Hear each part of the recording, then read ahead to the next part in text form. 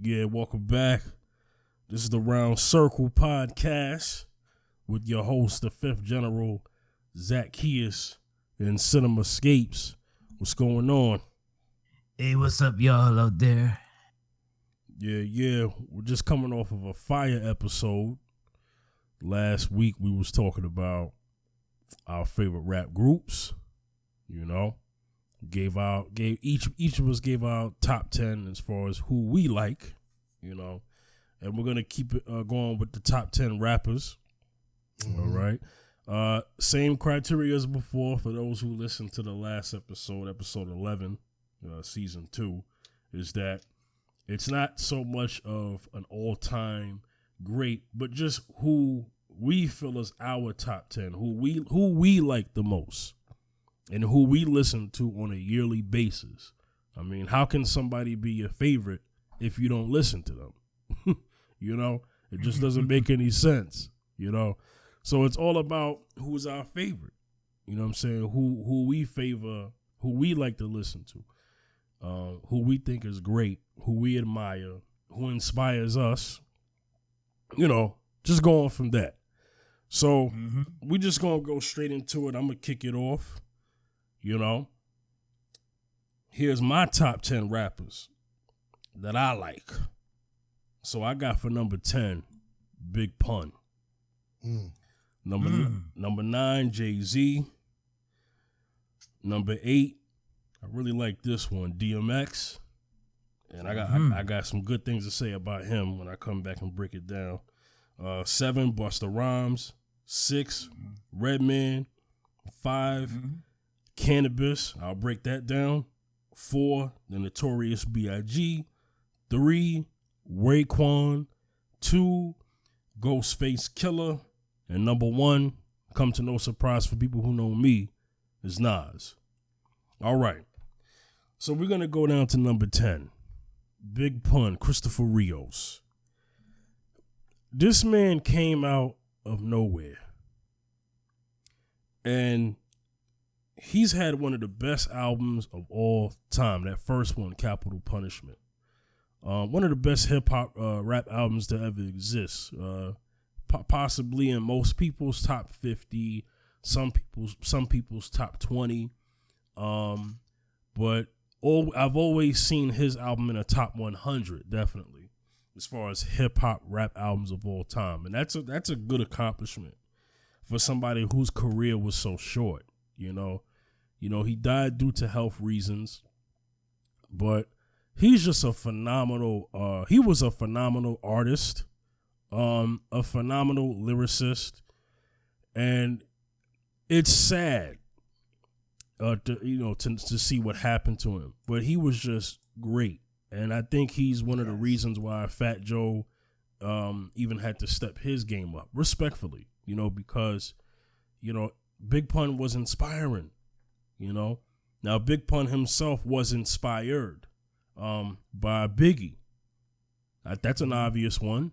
It has nothing to do with a weight thing. It's just more of a lyrical thing. If you listen to Biggie Smalls and you listen to Pun, there's a similarity there to some degree.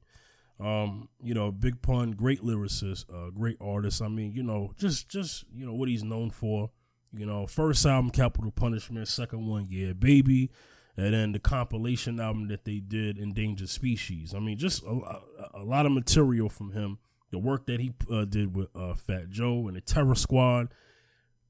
I have him as number 10 because even though his career was short, there still hasn't been anybody after him to actually outdo what he was best at. Still. I still haven't seen that yet.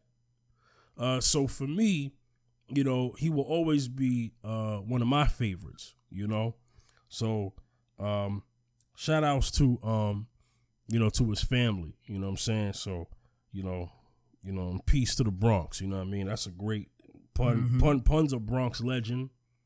Some would say a hip hop legend, and yeah, I'll say that. I'll go as far as to say that. It's safe to say that Big Pun is a hip hop legend, but definitely a Bronx legend. Nobody can debate that. Jay-Z. Now, this is an interesting one for Jay-Z to be my number 9. So years ago, he wouldn't even made my top 10. Jay has always been a guy who's been in my top 20. Jay has moved around a couple of times for me. You know, at times he's been a favorite. At times he's been a not so favorite. And I'm actually a very harsh critic of his. And that's only because the man, you know, put out such a classic album of Reasonable Doubt. You know, then he moves on to, you know, Life and Times and Hard Knock Life, and, you know, I'm sorry, In My Lifetime was before, I'm sorry, In My Life, I'm speaking too fast, In My Lifetime, Hard Knock Life, Life and Times of S. Carter, you know, Rock La Familia, you know, The Blackout, and then it seemed like he's had a couple spotty moments where his music wasn't so great. To me, it wasn't, you know, and then, you know, he dropped this last one, you know, 444, which short album, but there's some good things to pick from it, you know. And so as far as him being creative, I've always been a critic of him because I felt like, you know, at one point it's like you're paying homage to Big, but are you taking from him or are you paying homage to him? Because at times I felt like he was taken from Big and calling that paying homage. You know what I'm saying? So it was, you know, so at times Jay has been in my top 10 and Jay has not been in my top 10. But I have to say, when I go back and go through what I favor and what I listen to on an occasion, Jay pops up. So obviously he has to be one of my favorites. You know what I'm saying? Because otherwise, why am I, you know, constantly trying to hear some of your older stuff? You know what I mean? You know what I'm saying? You know, not too long ago, I was listening to, you know, one of my favorite joints from him on Hard Knock Life, you know, on the Hard Knock Life album, It's All Right.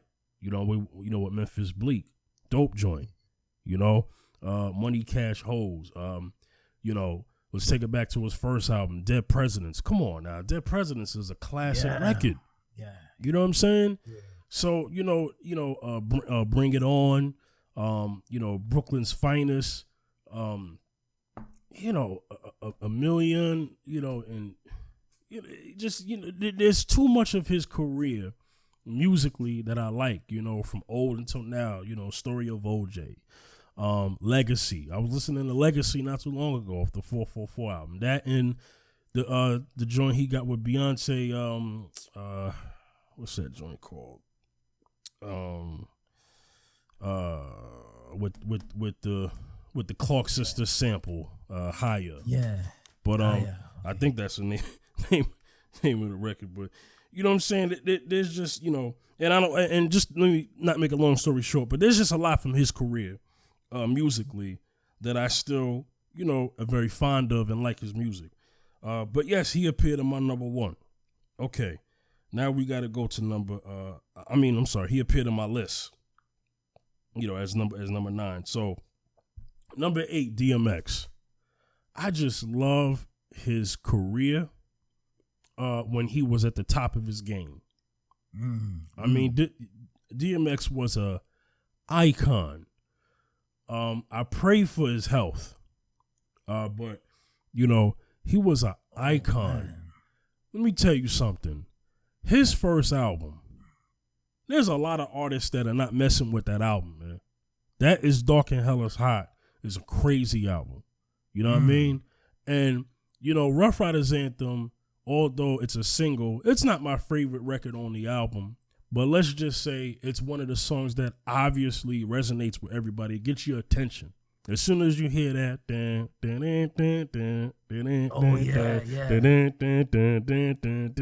you know what song that is. You know, shut them down, open up. You know what I'm saying? You know what? Fire, that's why. Exactly. I mean, you know what song that is before you even hear the growl. You know. Exactly. Because he starts out, you know, before you even hear that.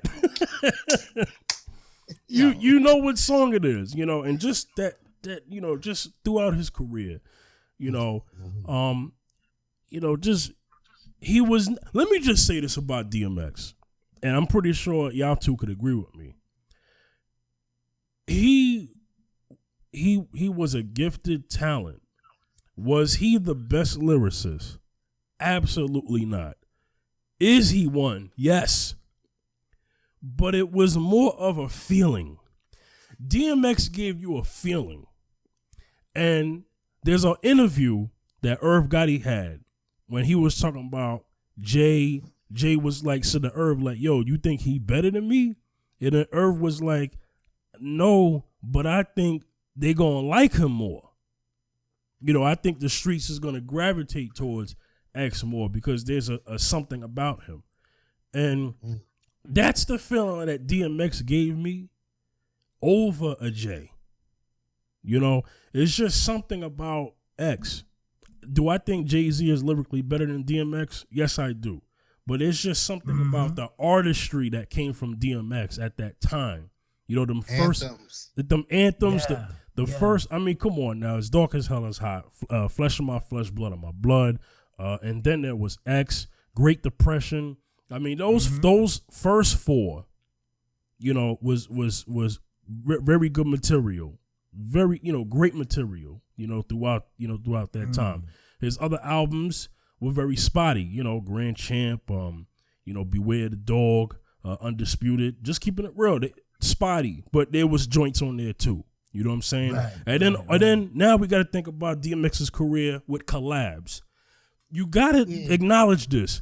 The man shined on songs that wasn't his better than the actual author of the songs. I mean, I'll name it. You know, okay, 4 3 2 1. He did not have the best.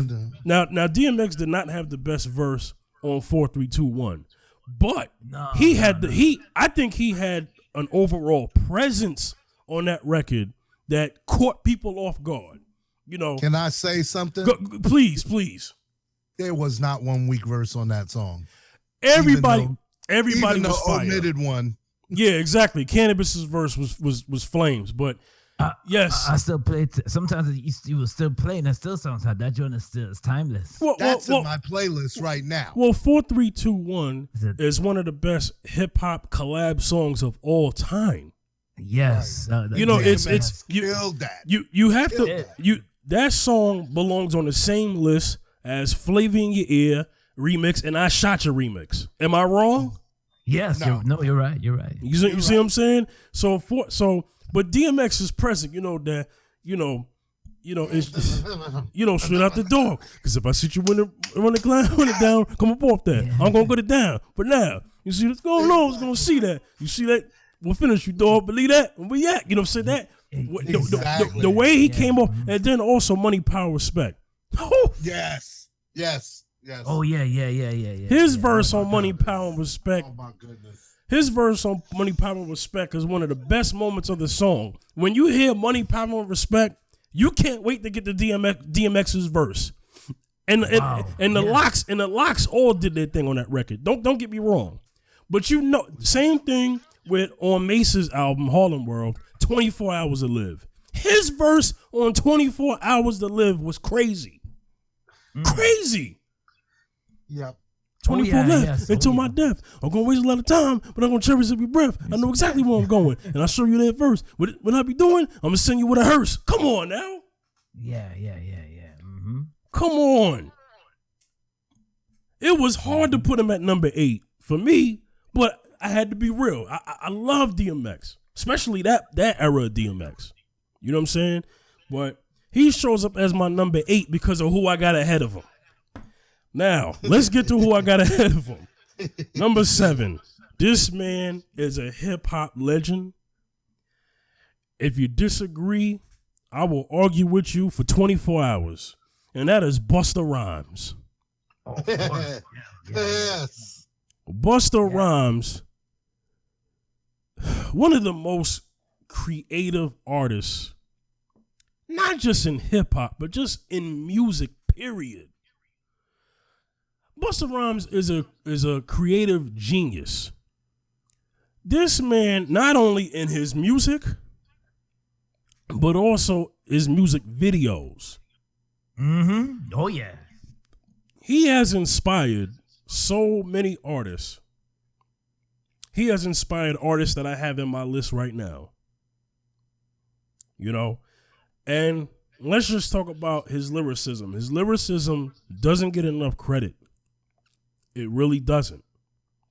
You know, he gets a lot of credit for his energy and his stage presence. Busta Rhymes has one of the best. He's one of the best performers in hip hop. One of the best performers. His stage presence is shoot.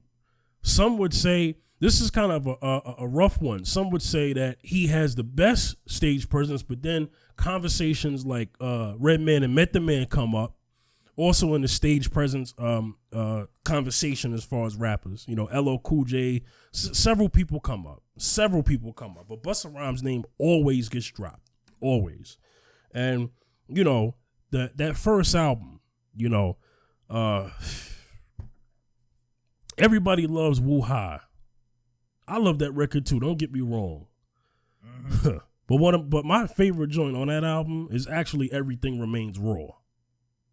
Oh yeah. Oh yeah. You know, that record, that beat, what he's saying is just, that whole album is crazy, man. That you know, When Disaster Strikes, you know, his creativity even more on. And I'm trying to name the stuff as a solo artist. I can go back to his LONS days. That's an obvious one, but to kind of make this short, I'm just gonna talk about his solo career. You know, ELE, Extinction Level Event, Anarchy, Genesis, and and just all the albums he did after that. You know, that may not have been as great as his first three per se, or first four. I'll say first three because his first three are. Nobody can debate the first three albums. That fourth one, Anarchy, although I think that album is a good album, but some people feel that he was kind of losing some things. I didn't think that. I thought Anarchy was a creative album. Even that joint Fire. Right. You know, a lot of people didn't like that joint Fire. I liked it. Right. You know, it was a very different, type of song for him, and the beat was different. You know, that fire. Ding, ding, ding, ding, I like that joint. You know what I'm saying? I liked it. I like that video. And that joint, get out of here. I mean, Anarchy was a dope album, but I know the first three is what people stand by. I respect that. You know, the joint he did with Janet Jackson. He'll always be remembered for that. You know. Yeah. All right, let me move on because I got to get to my brothers here. Number 6, Redman. Okay, I'm gonna say a little bit because I know my brother on the phone. I mean, not the phone. I'm sorry, my brother on this podcast. He got some things that I want to leave him to say respectfully. Spoiler alert. Let me just say, Redman. He is a wordsmith. I believe he's one of the. I believe he inspired Eminem. If we look at a lot of the songs that Redman has done, and you look at Eminem, there's definitely some inspiration there. Okay, for those who really understand what I'm saying. Muddy Waters, fantastic album, but you know what? There was a dark side. There was a dark side, and What the Album? Do not sleep on those albums. I know Muddy Waters is everybody's favorite, but There Was a Dark Side and What the Album got some joints on that. You know what I'm saying? You know, just wonderful album. You know, wonderful album, wonderful albums, body of work. Docs the Name. Docs the Name was a dope album too. You know, I wasn't too fond of Malpractice, just keeping it real, but it didn't matter. The work that him and Method Man did together, Blackout 1, especially Blackout 1 and Blackout 2. I mean, just genius music. You know what I'm saying? So Redman is at my number 6, and I'm gonna keep him moving because of what I said earlier. So number 5. This one is not hard for me to say, but a lot of people out there are gonna probably try to wonder. 5th, why is Cannabis number 5? You know what other than Cannabis's lyrical skill, what has he done? Let me just say this about Cannabis. I'm back. I'm the illest alive. Watch me prove it. I snatch your crown with your head still attached to it. Listen, the man started out with bars like that. So it caught your attention. First, you're like, who is this man? And the audacity for him to come out and say that. The man's, if you follow his career, forget that first album. That first album, the beats weren't that good, but his lyrics was killing. And Second Round Knockout is one of the best hip hop diss records of all time. Second Round Knockout. Okay? This man's second album, people talk about his first album, but that second album, 2000 BC, that album was fire. That album was fire. Okay? And then he's had work throughout the time where he's always been a lyrical beast. He's another one that showed up on other people's records and killing it. This man had a fire verse on the Firm album. Oh, yeah. One of the reasons why he was even recruited for that album, because he was lyrically killing it. Because Nas and them recognized his skills. They said, forget that LL Cool J beef. This man is nice. Like water for chocolate. And Cannabis, one thing about Cannabis is that he's one of the, if you pay attention to when he came out and after him, there have been artists that took on his persona of every track I get on, I need to kill because of how good this man was. And if anybody remembers, back in 98, 97 or 98, yeah, him, DMX, and Noriega had a freestyle on Hot 97. I remember that. Yes. I wore the cassette out of that. Yo. I don't even have it. Yo. That was fire. Yo, that session was crazy. Wow. You know? So shout outs to Cannabis, man. You know, he's my number 5. Number 4, the Notorious B.I.G. Oh, yeah. Okay. Another tragedy that took us, man. Another tragedy. Hip hop took a loss for his tragedy. But you know what? I gotta say one thing about Biggie, man. Biggie is one of the artists that saved hip hop for the East Coast. It's a contribution of what we said last episode about Wu-Tang, Boot Camp Click, and and we have to put Biggie in that because that was around that same time frame. Right, because all that dropped around the same. Yeah. Exactly. And the one thing I gotta say right. Ready to Die. Exactly. You know, the work that man has done on Ready to Die, but also Life After Death. Life After Death was a fantastic album. Mm-hmm. Let me tell you what Life After Death showed me that Ready to Die didn't.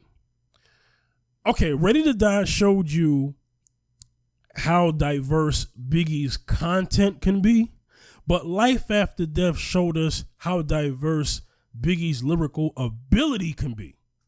And I'll name a song that made me say, wow, this man's one of the greatest at the time when that album came out in 98, 97. You know what I'm saying? And that is Notorious Thugs. His verse on that joint with Bone Thugs was crazy. I hear you, Cinema. I know you know. I'm taking it down memory lane for those who don't remember. This man was phenomenal. Another thing, Biggie was another rapper who appeared on other people's records and remixes and had a verse that stood out. His persona, the things that he says. Yeah. Big was a great storyteller. Great storyteller in music. Oh, yeah. From you know what I'm saying? You know? And his artistry is to be respected. And I just hate the fact that his career was short-lived. But because of the stuff that he's done, there still hasn't been anybody to outdo what that man has put forth. So that's why he's on my number 4.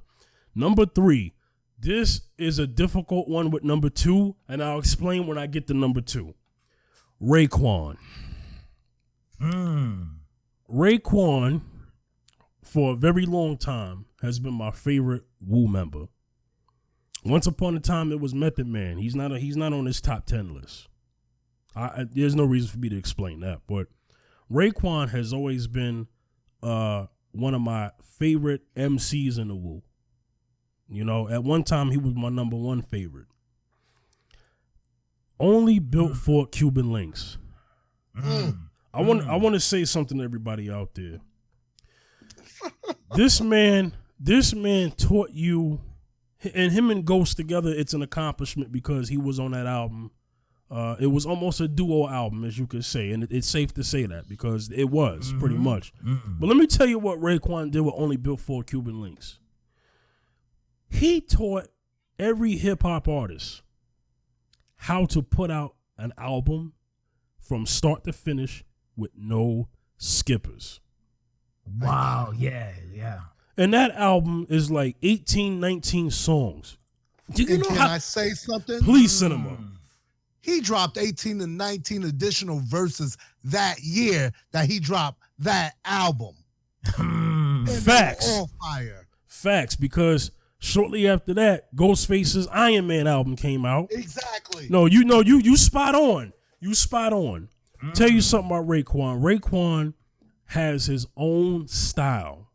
He has a blessed delivery. I love the way he rhymes.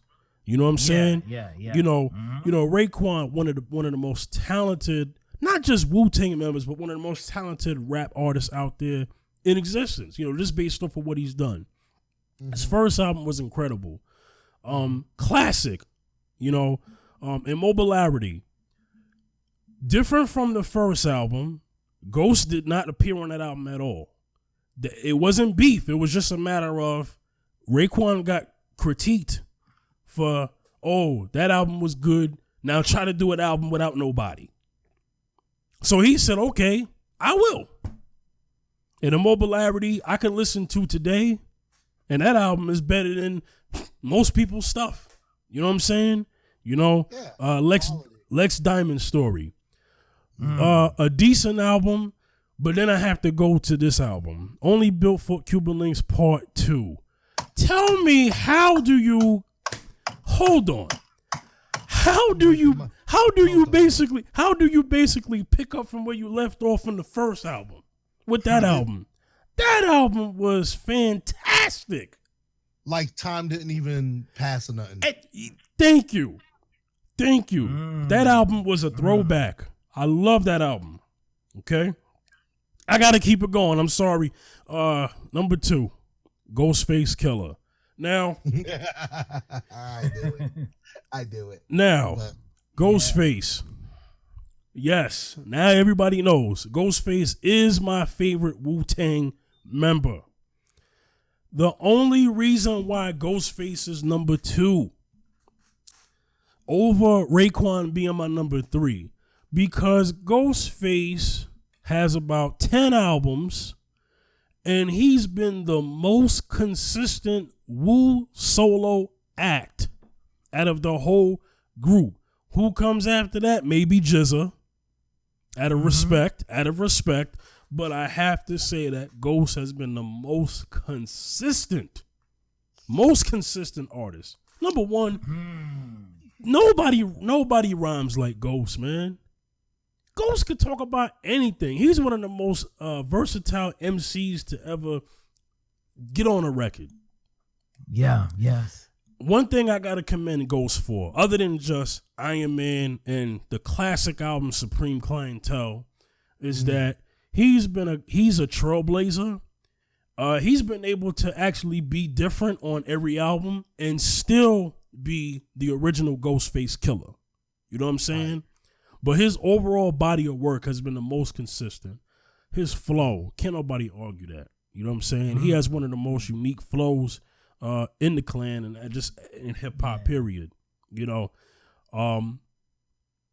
untouchable, man. You know what I'm saying? So, you know, that's the Staten Island representation. Some people might call me biased. So what? I know Ghostface and Raekwon are in a lot of people's top 10s who are not from Staten Island. So this has nothing to do with it. But, you know, just overall, And I can't even go through his songs right now. It's too many to go through. I gotta go to number one because I need to take my time with this brother. Number one. My number one was Nas.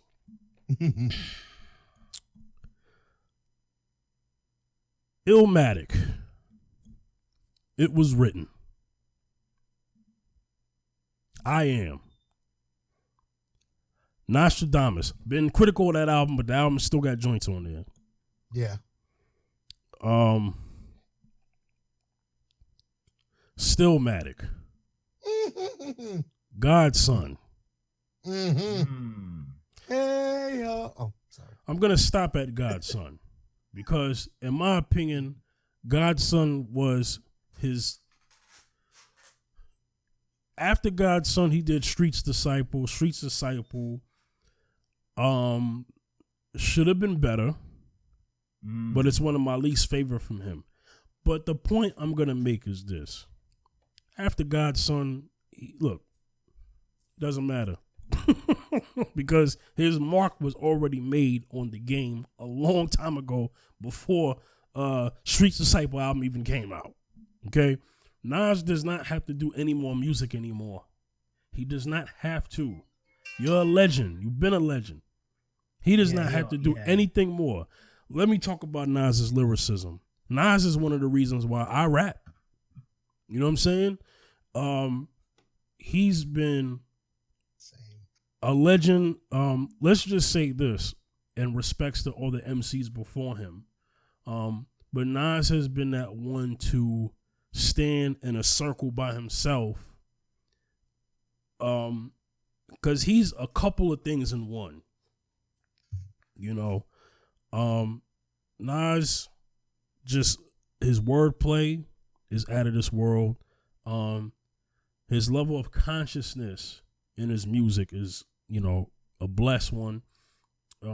He's another versatile MC, and he's another one that got on records of other people's songs and killed it. You know what I'm saying? And you know, one of my favorite songs from Nas, other than just It Ain't Hard to Tell, is The World Is Yours. I mean, I love that record. I love what Pete Rock did on that record. You know what I'm saying? That was my first favorite, yeah. I'm telling you, Nas is just that guy, man. And, you know, Nas has been an MC that I've studied, you know, in my life. I just study him, you know, how he does his music, how he rhymes, the stuff that he comes up with. You know what I'm saying? And I admire him. He's a huge inspiration to me musically. You know, other than who I mentioned in my top 5, because my top 5 that I mentioned are definitely the ones that I study the most out of my top 10. I study all of them, and even ones I didn't mention. But Nas has always been that one that I felt like he could never disappoint me lyrically. Now, lately, his songs, that's another conversation for those who listen to the Lost Tapes review 2, Lost Tapes 2 review episode. But arguably, Nas, my number one, Queens native. Much love and respect to that brother. And that's my breakdown of my top 10. Okay. I apologize for taking so much time, but Zaccheus, share me your top 10. You know, give me your 10 through 1, and then we gonna and then give us your breakdown of why they were in your top 10. All right? Yeah, my top 10. Starting off number 10 is Rakim. Yeah. Yeah. Solid. Rakim. Number 9, Busta Rhymes. Mm-hmm. Number 8, Biggie Smalls. Yeah. And I changed it a little bit. Number 7, Slick Rick. Okay. Number 6, Cannabis. Okay. Number 5, Jay-Z. Mm-hmm. Number 4, Kool G Rap. Mm-hmm. Number 3, Raekwon. Mm-hmm. Number 2, Ghostface. And number 1, Nas. Okay, before you break down, let me give you the ultimate respect for putting Slick Rick in your top 10. Now, me and Cinema know you personally. Yes. you've told us that the storyteller in Slick Rick is what you most admired about him. Right. Yes. You know, so I'm not surprised. I'm not surprised he's in your top 10. All right, Zaccheus, you have the floor. Mm-hmm. Go ahead. Yeah, the reason why I choose Rakim, I have to say it, and I know we all agree with that he's a legend in hip hop. Mm-hmm. Obviously, hands down. Yeah. No, hands down and everything. He did. Sometimes I will play that song from the Paid in Full movie and Juice. No, Juice. Juice, yes. Know the ledge. Yup. Know the ledge. Follow the leader. All of that. Yes, follow the leader. All of that. And Rakim has really he's definitely like a inspiring when it comes to inspiring other MCs out there. Rakim's name has to, Rakim. You don't mention, you have to mention Rakim's name. Yeah, because Rakim has even with his my agony. I remember some songs even from back in the days that I jammed to when I was a youth. Mm-hmm. I used to jam to Rakim. I used to buy cassettes. Mm-hmm. and just listen to the whole cassette from beginning to end. Right.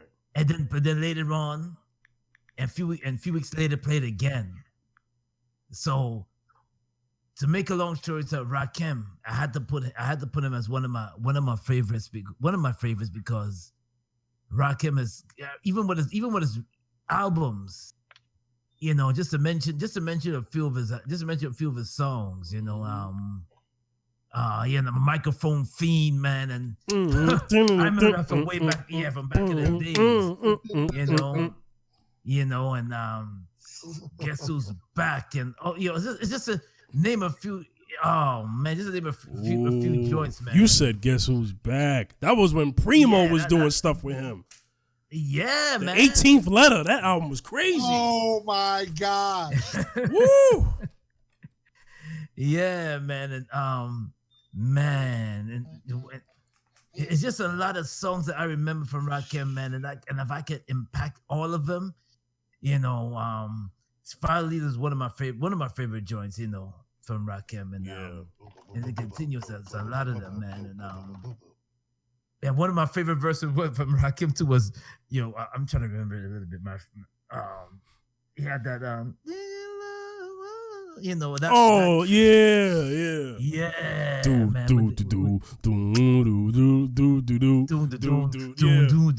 Thinking of a master plan. Yeah. But sweating inside my hand.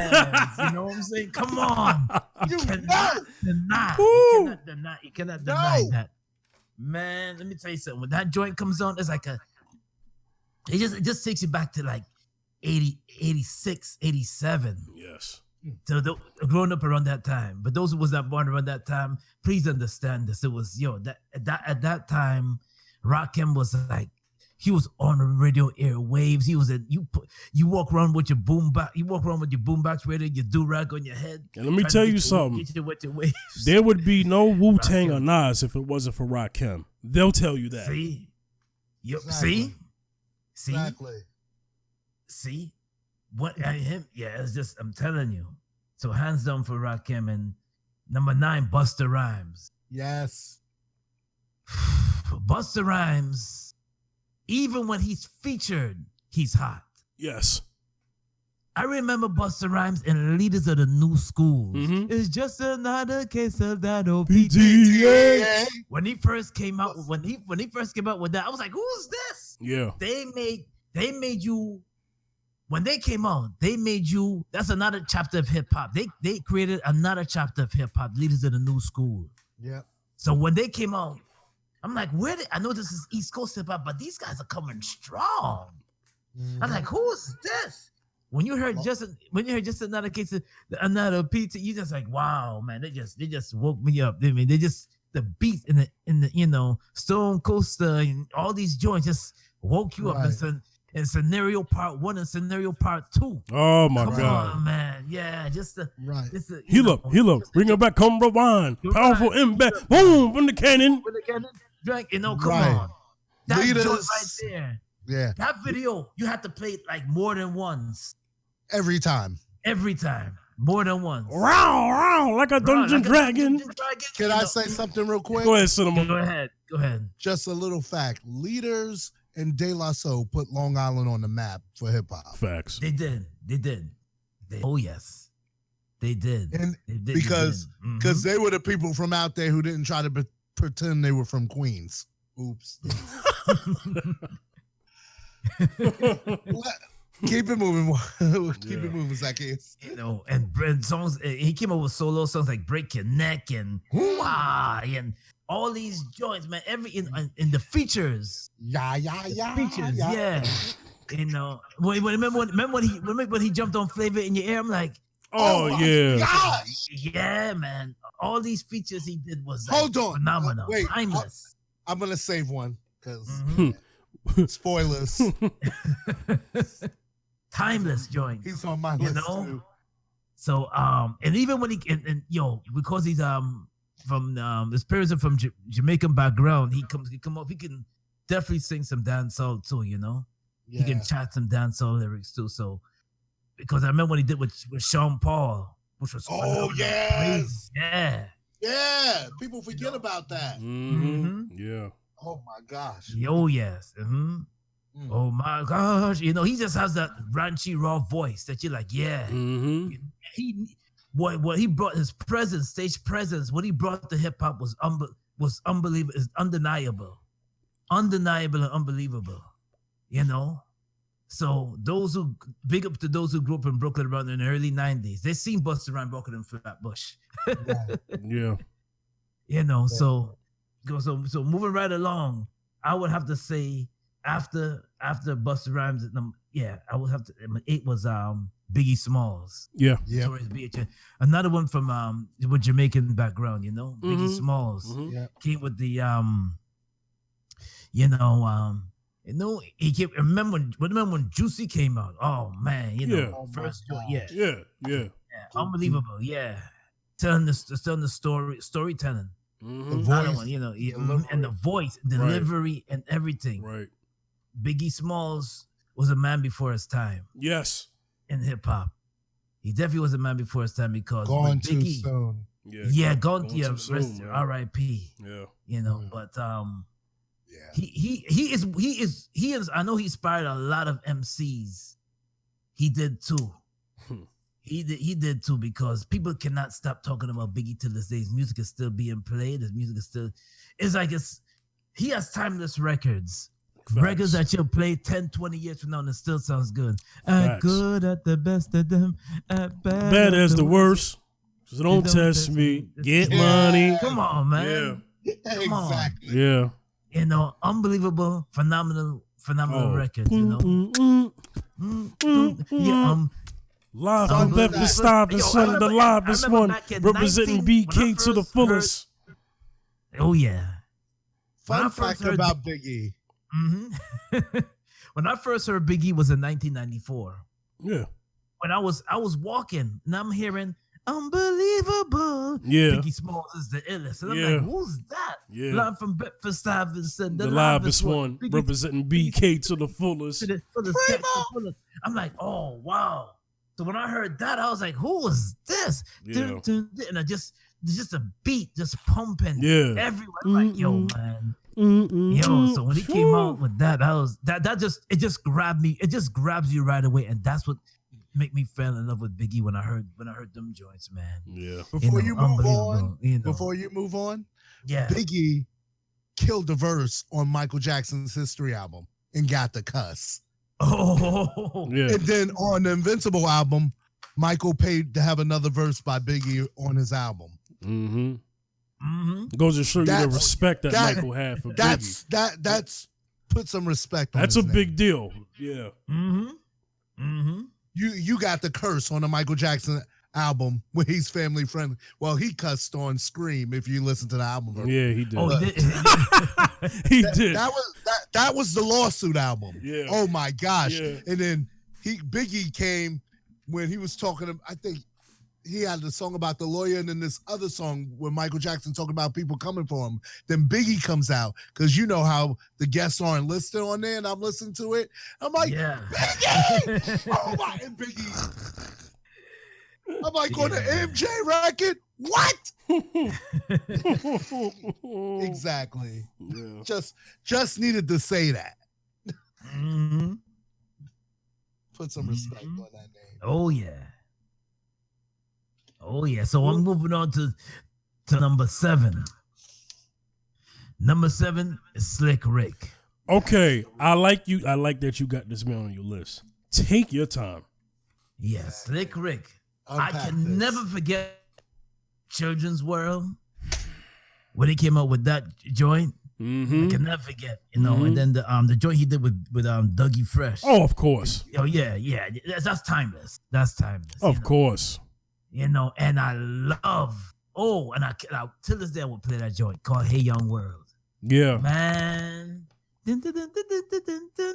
And nice Caribbean background to that, you know. Hey Young World, man. It's just a joint that is a message, but it's a message, but it's a boom bap classic. Hey Young World. You know, you'll play that song, you'll play it again, but it's a message. It's a message, but Slick Rick is a storyteller, master storyteller. But yes, Hey Young World was a straight direct message to the youths out there. You know, get into your chores, and it's a instrumental and a beat that it's like you could play it today and feel it and still feel it and still bop your head to it today. Yeah. And Teenage Love. Yeah. Yeah. Oh yeah. Teenage Love, the show behind it's just a lot of joy. Mona Lisa. You know, it's just these joints that he's sitting in the car. I'm just remembering all these joints. Knock him out the box, Rick. Knock him out, Rick. Not. Exactly. His solo album before he went to prison, and that solo album he made after he got out of prison. Yeah, after he got out of prison. Yeah, both good classics. Yeah, exactly. Yeah, classics. And he still can spit today. Yeah. Oh, it's great. Yeah. Oh, yeah. Yeah. Yeah. Classic tunes. You know, he inspired a lot of MCs to himself with the storytelling, lyrics, and his delivery. Yeah, he definitely inspired Raekwon. Oh yeah, for his delivery. So it's just he inspired me as an artist too as well because I was singing some reggae, some dancehall reggae tunes, and I just remember that I love storytelling too, and I like writing stories and books. I've written a book and I love telling stories too. So in my music, and you can hear, if you listen to my music, you could tell the Slick Rick is one of my inspirations. Yeah, definitely for sure. Right. Of the storytelling inspiration he got on me. He's like, you could still tell a story in a song and make it hot. You don't have to, and still making people you could bop their head and get the message and get the message to the song. You know, it don't have to be punchlines, but you could tell a story and still party with the story too and get the message too. And that's what I admire about Slick Rick. He combined it all in 3 and did it and inspired me as an artist to just consistently write storytelling songs. You know, so moving on to number 6. I would say number 6 would be Cannabis. Yeah. Cannabis is a artist. Because to me, when I think about Cannabis, I think Cannabis is he's a lyricist. He's a lyricist. And I used to just, when I heard Cannabis, to me, it was like, oh, he's a battle rapper. Battle MC. Yes. Yeah. You know, battle MC. But his musical content was musical. When it comes to features, he's a beast and he eat them up. Yeah. With his features. You know, killed every record he featured on. Yes. Yeah. You know, 1, 2, 3. You know what I'm saying? With LL Cool J. 4, 3, 2, LL Cool J. Yeah. Don't forget that joint with Common. Oh yeah. Yes. Can't forget that. So Cannabis came off. Cannabis is an MC that came off with many features. He's features a lot, but also when you see a lot of people, if you're not into hip hop, you wouldn't really know. If you're not into hip hop so deeply, you wouldn't really know Cannabis. Like, no, you wouldn't know Cannabis. You have to be. He's like a to me, he's like a how can I compare him to a Papoose? If you don't know, like these are MCs that like they're lyricists. Right, they're known for their lyricists. They're known for their lyrics. They're known for their lyrics, and they're known for their battles and everything, and they're known for their lyricism. Right. And I admire him for his lyricism. Yes, because he can. You don't know if he's singing this. You can tell when he freestyle, he's like, okay, he comes over the top of the dome. He just you could tell he's seasoned. He loves it, and he been doing, And I remember one of his joints that I just happened to listen to like a few years ago. I listened to one of his joints, and I'm like, let me see what Cannabis got, because I said I haven't seen any records from him, and I'm like, okay, let me just see what Cannabis got. But this was a few years ago, and I heard, Puck You, and I heard that, and I was like, I heard that joint, and I heard the Master Thesis, and I'm like, wait, I'm listening to these joints a few years ago, and I'm like, okay, yeah, he got some content, he got some content, and and he just comes off, and I'm like, he just comes off right. He just knows that he comes off raw. When he comes over there, he just comes off raw and everything. So I had to put him on the list because of his lyrical delivery, and there's just this rawness when he comes off. Yeah. So I'm gonna move it right along, and I'm gonna go ahead and I'm gonna say Jay-Z, because Jay-Z has catalog of music, and one time he said he was gonna stop, but he's consistent with his, man. I remember, okay, those who don't know hip hop, I remember listening to Jay-Z since 1988, 88. Those who remember Jay-Z and the Jazz. Jazzo. Hawaiian Sophie. Yes. From way back in the 80s, because a lot of people exactly. So a lot of people don't know. Back when he used to rap like Fushnikins. Exactly. Yes. With that little twist, big up to the Fushnikins. God bless them too. Because I think I ran into one of the guys from the Fushnikins, but I don't want to get off the topic. But that was a few years ago. Yeah. But going back to Jay-Z, man. Jay-Z, Hard Knock Life and consistent albums. And even after Jazzo, he just consistently represented. He didn't stop. He didn't quit. And I admire him because he's one to admire, because at the time when he was just getting to explode, I remember hearing that he was trying to get out there and but although labels will turn him down, he still pushed himself out there. Yeah. He wanted to be different, and he's unique. His flow was unique, and he said, he believed in himself. Jay-Z's an inspiration coming up from Marcy Projects in Brooklyn. He's definitely an inspiration for a lot of MCs, young MCs out there, even till this day. So saying that, listen, you won't gotta worry about labels signing you. You could do it yourself. Just push yourself. Because if you listen to a lot of his interviews, you would hear him say, I push myself, and with the help of others, he believed in himself. Dame Dash, Green Biggs. Yeah. So Jay, I applaud him, even with the Blueprint album, with other albums he came up with, even after. Remember that Conscious album he came up with a few years ago? We talked about it on the show. Yeah, we talked about 444. Yeah. And the 444 album, which was a phenomenal album, which was a teaching album. Conscious album. You don't hear that too much these days. Well, not from him, no. Not from him particularly, yeah. Probably won't hear it again, but that's another story. But big up. So big up to Jay-Z. That's number 5. Number 4, I'm going on the Cool G rap. 4, 5, 6. Take your time on Cool G rap, please. in the streets of New York. You know what I'm saying? Come on. The symphony, come on, man. I mean, he just, all these kids, nice. I love the way he's part of the. Is he one of the Juice Crew? Yes. Yes. L Street Blues.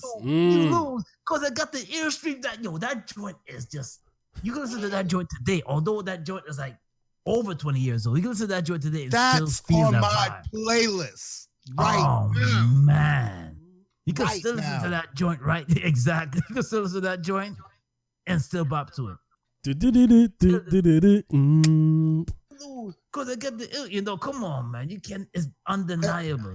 And little known, Two to the Head, it's Cool G Rap, Ice Cube, Bushwick Bill, and Scarface on the end of that same album. Wow. That is my, in that beat Polo put on that. Oh, gosh. Oh, man. Woo. Yeah, man. Fast Life. He just go. Oh yeah. Yeah. And I like that joint. I remember that joint. Remember the called Fast On the Run? Life. The Fast. Yes. Oh yeah. Same album. Yeah. Same album. Yeah, 4, 5, The 6. Run was a hot joint that I would still play it today. I still listen to it. It's just a timeless joint that Cool G Rap came out with. He's a legend in hip hop to himself. That a lot of MCs, he don't get the credit he deserves. He don't get the credit he deserves, but he's gonna be one of the. He is a legend in hip hop. Yeah, Ill Street. Me in my book, he's one of the hip hop hall. He belongs to one of the hip hop hall of fame because Ill Street Blues on the Run. Yeah, because at his time, during that time, Live and Let Die. MCs wasn't coming off like him during his time. Exactly. At his time. Well, he had the best verse on Symphony, man. Oh yes. Exactly. No disrespect to Big Daddy Kane, because his verse was crazy too. Exactly. But I gotta give you that. Mm-hmm. Oh my God. Cool G Rap. A lot of people, if you go listen to his discography, because a lot of these songs we named in one album, and then he's had a long career where he moved to the South and he reinvented himself again and lyrically and still survived. And still was making a good album. He's still doing it. Right? Yo, let me tell you. That's a fact, though. Yeah. Oh, man. So moving right along, I'm going to go to my brother, Raekwon. Yes. Raekwon the chef from the Wu. Raekwon is one of those MCs that, like I would say all the Wu, the whole entire Wu. They're MCs. They don't need like the group per se. They could come off. They're MCs that have the talent and that could come off with songs themselves. Yeah, they stand out as individuals. Yeah, and Raekwon was one of the artists that I always admire, man. I mean, I always like, especially this, Cream. He just he I grew up on the crime side, the New York Times side. Saying alive was a job. The old job, the second hand. That's the old man. And then we moved to Shaolin Land. And I cannot think, listen to me. He got me excited when I heard Incarcerated Scarfaces. That joint. Oh, hey, yo. What time was running out. It's Roberto. Let's connect politic ditto. We can trade places, get lifted in the staircases. What up? Peace to incarcerated Scarfaces. Come on. It's just that joint right there, and it's like the video. I would listen to like more than one time. Incarcerated Scarfaces, because his delivery and the instrumental and what he's saying on it was just. It's just ridiculous. And Can It Be So Simple was one of the joints. Oh, man. I mean, oh my gosh. Timeless joint. Ridiculous. Timeless with Ghostface featuring that. Yo. Oh, man. It's just timeless. And Heaven Can and it Hell. be that it was all so simple then? And Heaven and Hell. And yeah, man. Come on. Glaciers of Ice and yeah. Hold on, slow down. You just mentioned Glaciers of Ice. First of all, that song was crazy. That song was crazy, okay? crazy. Oh man, just remember that beat. Some joints, man. It's just crazy. And that verse that Master Killer had on that song. Oh, Right. Yeah, man. Man, it's just underrated verse. I'm sorry, but that song was crazy. I'm sorry. Go ahead. You man, it just gets to you. So Raekwon is one. You can't say Glaciers of Ice. I'm just. he's on my top. Man, that was a life-changing song for me. Oh my God. Oh man, that joint. It's just a timeless joint, man. You got to play it more than once, man. I remember the first time I heard that. It's in my Walkman. I'm walking up to Faith Christian Center in the Tarji Plaza in Park Hill, and that thing hits my ears. I stopped in the parking lot. That album, the whole song. Well, Cinema, that album was just too much. Right. It was almost like it's like oh my God, this song is crazy too. It was so much on it. It should have been 2 albums. You know? Yeah. Oh man. Yeah, but nobody was dropping heat like that. No. Nobody. Song after song. Right. No, it's just hot. There's no skips. There's no skips on Only Built for Cuban Links. There's not one. Not one. It's a hot joint, yo. Even Busta Rhymes had to commend it and say, "Listen." Speak more on that, because I remember what he said. Go ahead. Yeah, he said that, yo, he made me step up my game. Because when he listened to that album, it was like, Busta even said, yo, he made me step up my game. Yes, he did. Records, man. His exact words was, "They had me scared." Wow. That's what, and Busta Rhymes is before Wu-Tang. So for him to say that says a lot. It says a lot, yeah. That's like when Meth came in to the what, and it had to be a rewrite because Meth's verse was ridiculous. That's why it sounds like Meth's verse comes over Biggie's, but it doesn't. Meth did a verse made people have to go do a rewrite because I wasn't coming with Woog was coming with it. Yes. Oh yeah, big time. Oh God. Yo, my second number 2 would be Ghostface. Yeah. Easy. Well deserved. You know what it is? It's just that he's a storyteller too. Yes, another one. You know. Yeah, you all I got is you. You can't. It's undeniable. You know, come on. When he came up with that, 2 at the front, 2 at the back. The storyteller in that song. Plucking roaches at the cereal box. Yeah. Zoos watching Saturday cartoons. Yeah. Come on. That means that yo, Ghostface is, you know.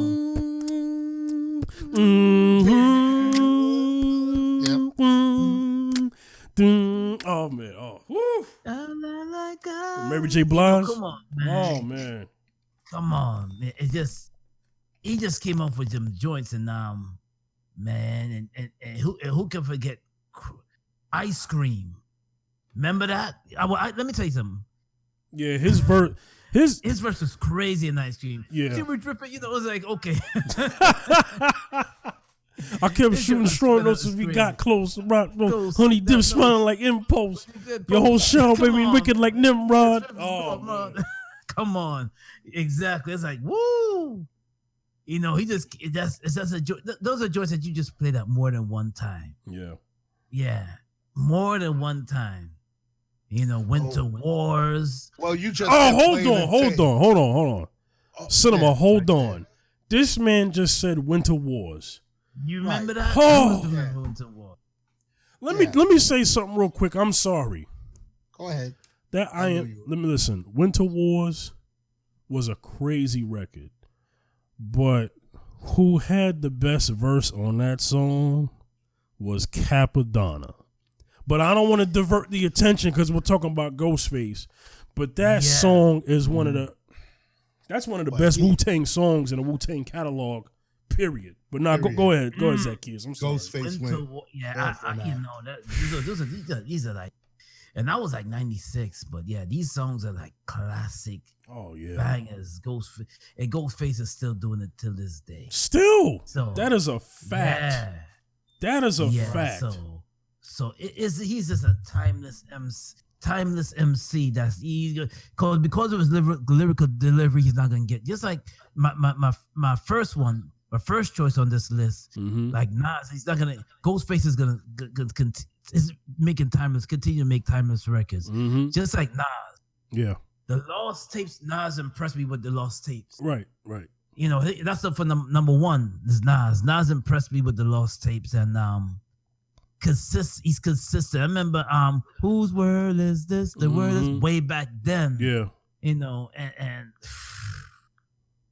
it's just speechless to talk to just not have Nas on the list because Nas is like it's speechless because Nas is he's a legend in hip hop now. Yeah, and due respect. I gotta give it when it came up with I Can and and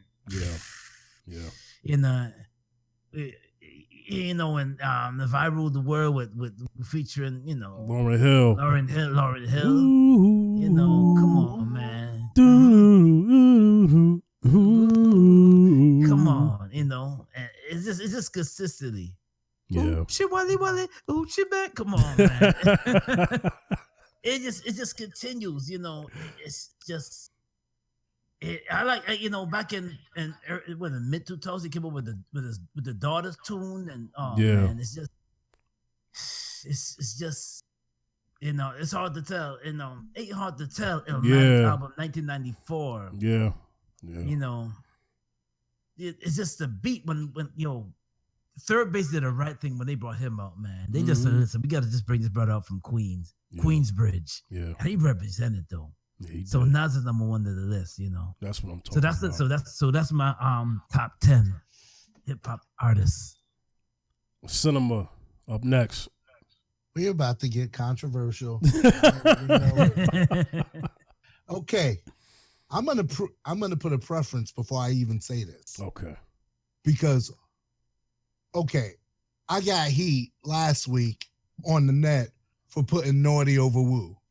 And it's not like I don't like one than the other. I'm just putting them in order of influence for me. And there's people who haven't made my list that are on your list, who I love, obviously, because I jump in and talk about it. Yes.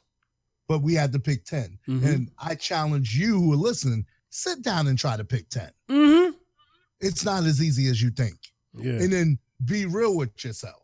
Yeah. Don't be, because this isn't an all-time list. If this was all-time, we would have to consider everything because there's contributions and there's groups and people who are not going to be mentioned who I love. Facts.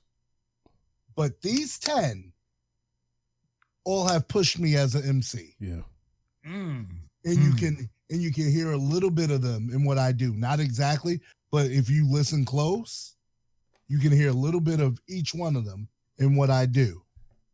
And for me, even though I was from the East, we used to listen to a lot of stuff from the West, and I got flack from it then. And I don't care about now. So,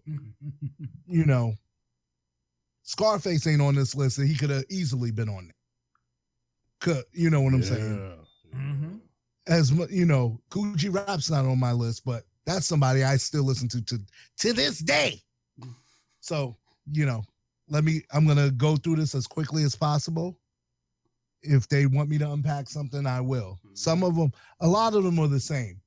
And I have my reasons, and I'll explain myself. Number 10, Big Daddy Kane. Number 9, Keith Murray. Number 8, LL Cool J. Number 7, Common.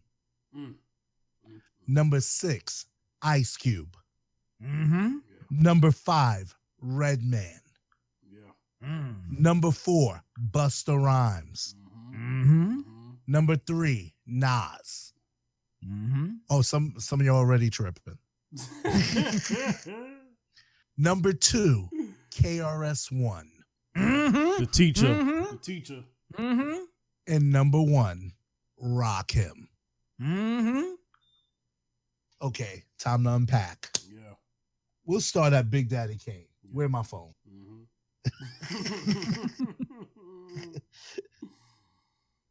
Ain't no half stepping. Warm It Up came. I get the job done. Yeah. Raw. R-A-W. Set it off. Rafa Kane. Young, gifted, and black. Oh, yeah. Just rhyming with the biz. Cause I can do it right. That's that's Taste of Chocolate, 1990. You know. Yeah. Okay. He's on this list because, past this album is ridiculous. But Long Live the Kane. Oh my gosh. I had that on tape. I wore it out. My cousins from the Bronx put me on the Kane. And that was it. Oh my gosh. Long Live the Kane. And so whenever Kane drops something, even when Kane drops something, it's still something. And he's still ripping live shows. Oh, yeah. Yeah. Right now, not slowing down, the same material, ain't got no oxygen. Still killing it. Fact, though. When you're talking about lyricism, even if I stutter, I'm going to still come on. He even still does the dances. Right, exactly. I seen him do it. He does the dances from back in the day. That's what I'm saying. This dude, lyrically, and he's probably your favorite rapper's ghostwriter, but I won't go there. Okay, Big Daddy Kane, lyricism, R-A-W. Now, my brothers know when I hit a stage, I hit it hard. That's because I saw Kane. That's one of the first I ever saw. You know, I used to go to the Bronx to my cousin's house, hang out around the Lambert houses. Then they moved further up north in the Bronx, you know, running around as a kid. My bad self from Staten Island. Just in hip hop records at jams, just listening to music, you know. I'm kind of almost an OG. But, you know, you want to talk about consistent lyricism and consistent performance. Kane, number 10, ridiculous. Also was on the symphony. Won a nasty verse on that too. Oh yeah, I'm walking the path that a law made. Exactly. And I want you to just go check out his discography. You know, it's older style for you younger guys. I get it. Y'all like what y'all like, but just, you know, don't be the person who needs a history lesson. Number 9, Keith Murray.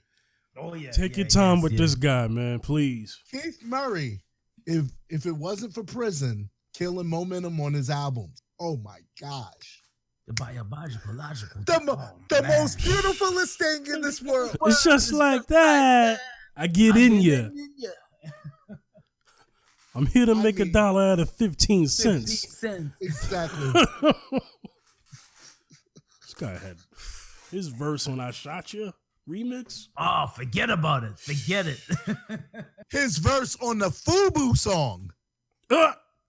Hey, some people might not remember. Hey, some FUBU people had a song. Yeah. A promo song. Some people might not remember. Murray, some people might not remember Murray Fatty Girl. Now he killed that one. Fatty Girl too. El Nino. Yes. Def Squad. And it kills me not putting Eric Sermon on my lyricist list because it's just you only get 10. Yeah. And so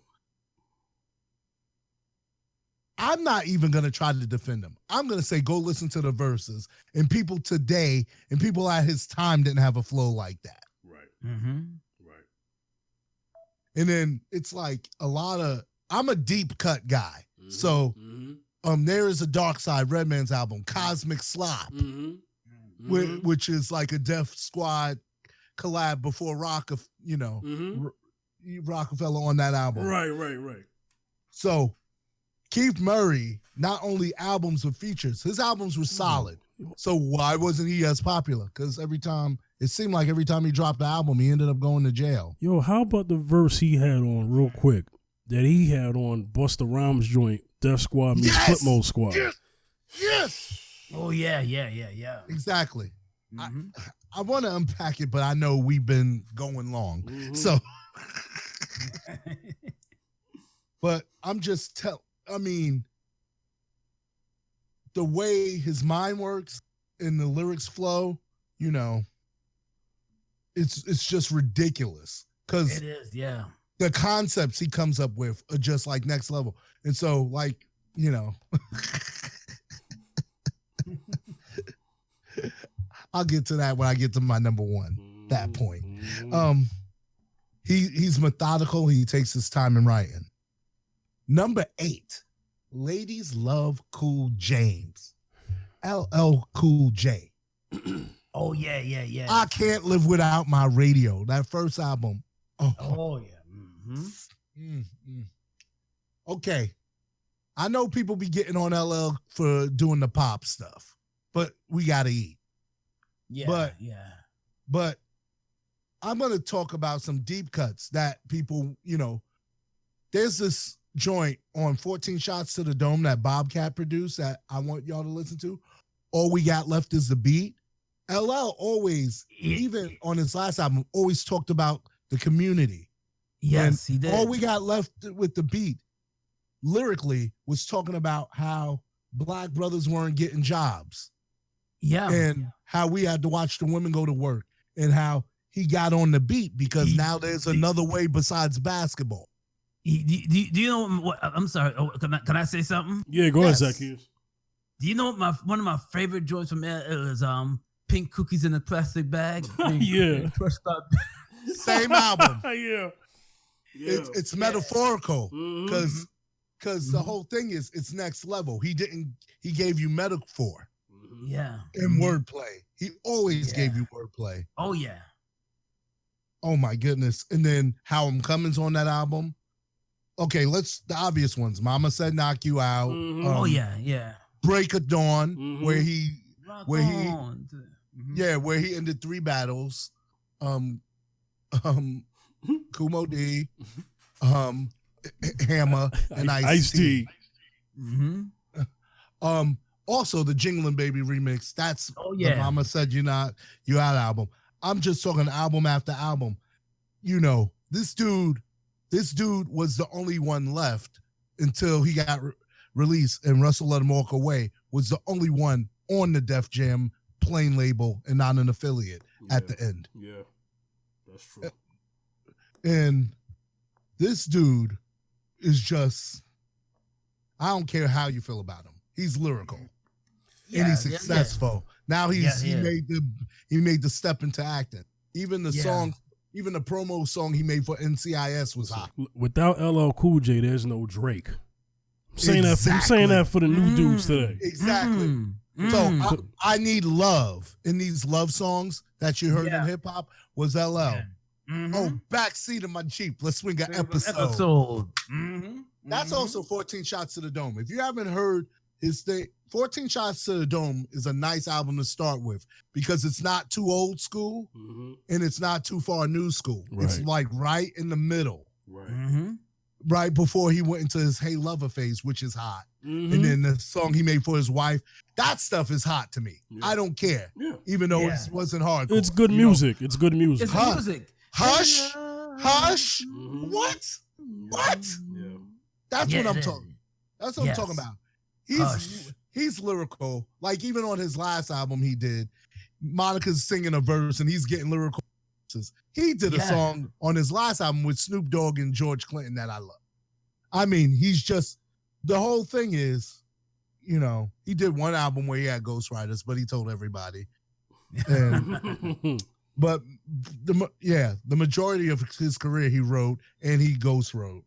Another one on my list was one person they had come in the studio often. So that's LL Cool J. Without LL Cool J, you guys don't understand. You didn't have to be a gangster or this or that. Hip hop used to have balance. You used to have your gangster songs. You used to have your love songs. You used to have your chill out songs. LL Cool J listen with your girl. LL Cool J inspired Tupac to have a different side of his music. Exactly. As far as getting a female audience. Tupac learned that from LL Cool J. And if anybody wants to argue that with me, you can at me at the Fifth General. Well, and well, y'all weren't around for those interviews, Pac. Some of y'all weren't born yet, so you know. but for the ones that are, we can go there. And then for those with that Drake comment, I meant I kept it. That's 100% facts. And don't be the person who needs a history lesson. I'll gladly give you one. Exactly. And from LL, I go to Common. That's my number 7. Take your time with this one. Now, I remember Can I Borrow $1? Penny for your thoughts. Now, this is when you didn't have radio playing. You had to buy a hip hop back here because everything didn't get played. So you see him on the cover with the cup handed out like he's rapping on the street, which really happened to him. And it's like, can I borrow $1? It's like, oh, that looks kind of tight. And you know, me and my brother took chances on people outside of New York. So Common was from Chicago. Can I borrow $1? The production, it's ridiculous. And then you get to Resurrection, which everyone knows because I used to love her, where you feature No ID just going crazy. The original version of what's the first of Resurrect, and then he made a remix to Resurrection where it was more conscious. Communism. Check it, I check it on, check it, my on like the entrepreneur, the manure. Oh my gosh, Common's wordplay was ridiculous. Him and Why Not, Rich Man, Poor Man on that album. I used to love her. Ain't out here to do with nothing to do. Common's first 2 albums were ridiculous. Then he was fighting with his label, trying to get out of there. And then that kind of, you go through the time he's still doing albums on Relative, but they're kind of pushing him what he want. He did Electric Circus, then he gets Free again. And then I got rap the corners. That B album was dope. Exactly. Then the B album, Common was always that. But when you're fighting with people about your creativity, you can't put the albums out. You gonna let me testify? You accuse me of a. Exactly. Album ridiculous. So if you don't think Common deserves to be on this list, you're smoking something. And may I say, not to take it from you, but even still now, because Common is consistent. Because if anybody hasn't heard Black America again, that's a dope album too. That's a classic. That's what I'm saying. This is another person out here touring, still making music, winning Oscars. Right. And so tell me what you won. Yeah. What's in your wallet? But yeah, just Common's contribution to my life is ridiculous. Yeah. This dude. Yeah. This might be the closest person I sound like when I rap. Oh, Common? Yeah. I'll tell the truth because I listen to him so much. And I don't think Common is respected. I think he's like an underrated favorite. Right. Yeah. And so, but sometimes his lyricism is over people's heads because it's intelligent. It's so intelligent. And that's what I appreciate about the brother. It's like every time I listen to something to him, I want to create. Straight up. And it pushes. And I'm like, yo, I gotta step it up a notch. And let's go to number 6, Ice Cube. Ice Cube. Speak on it. I'm gonna Speak on it. this. Speak on it. Legend. Okay. Legendary. Yeah, he's a legend. He started out with NWA. Number 1, Easy had a line. Ice Cube writes every word that I say. Which he actually used on No Vaseline. Because Cube wrote for everybody except Ren. At times. I don't know the total who wrote for what, but Ice Cube's a writer. So he's a writer. He's creative. Now, if you don't know his deep cuts, I'm going to talk about this song, Doing Dumb Shh. I'm not gonna say it because we're staying friendly. Yeah. When I was young, I used to hang out with the 7th grade, a little bad mother playing space. He's just killing off of a hornbeat, talking about his childhood. I'm like, but the whole thing is, he goes through these funny stories, but at the end, he talks about how the black community is like, you know, and they all died, you know, they died young doing dumb he always flips it on you because he's conscious. Even though he's gangster, Ice Cube was conscious. Yo, Cinema, remember? She got a thing for... But yeah, giving up the nappy dugout. I will not mention that on that. Yeah, you gotta mention this. Yeah, okay. No, I can't because the content is mature. I mean, dude. Okay, I'll give you the concept of the song. Oh my God. This dude walks to the dad's house. I'm Ice Cube, and the dad's like, "Who you waiting on? Who comes to the daughter?" And so the first line is, Mister, before you make me go, I wanted you to know your daughter is a hoe. And the whole rap is him telling the dad how his daughter is. It's a hoe. And then it's like on the hook, a choir bus out. She's got a thing for a ding-a-ling. And if that B could hang, I'm gonna do my thing with your daughter. Give it up the nappy dugout. I mean, the creativity on his deep cuts. We know Wreck Yourself, Check Yourself. We know the lawsuit with Wicked. We know and a great day.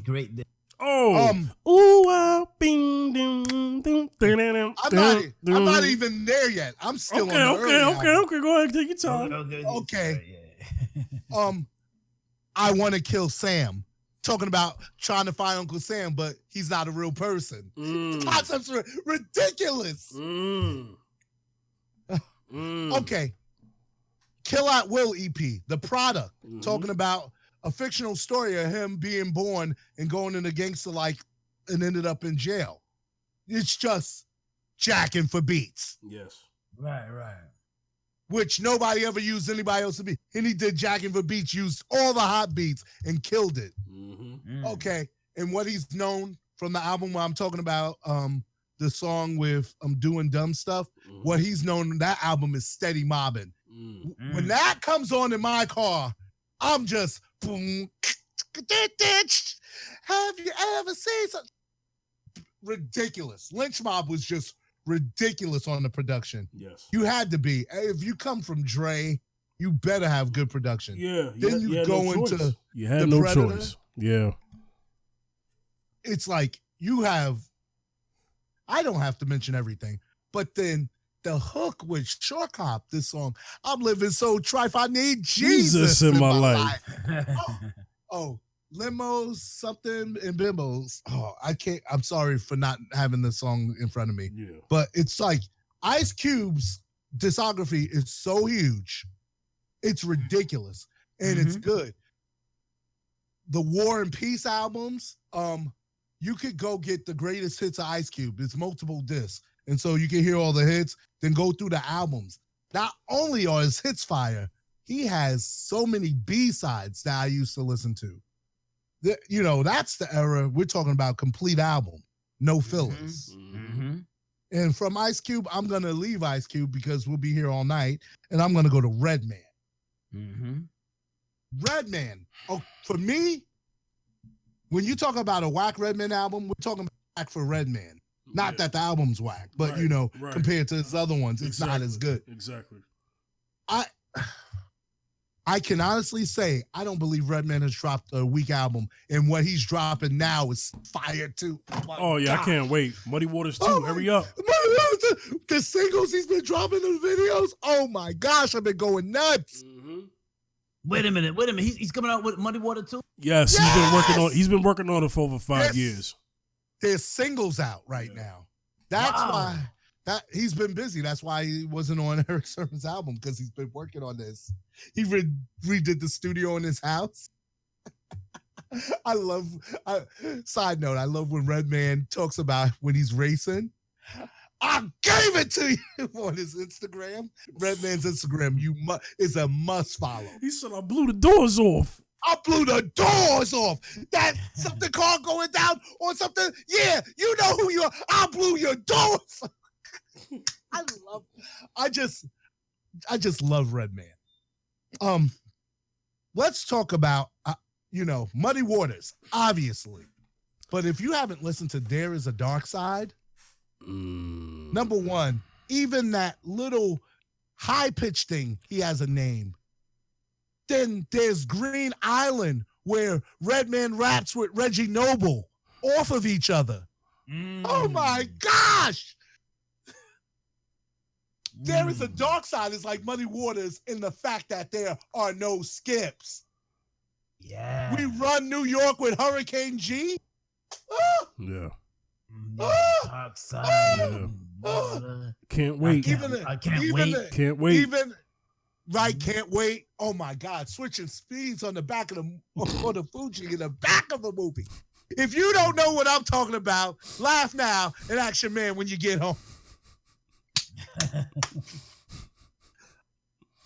Oh, Deep Cut, When I Come Around. Listen to that joint, because he kills that junk. Oh my gosh.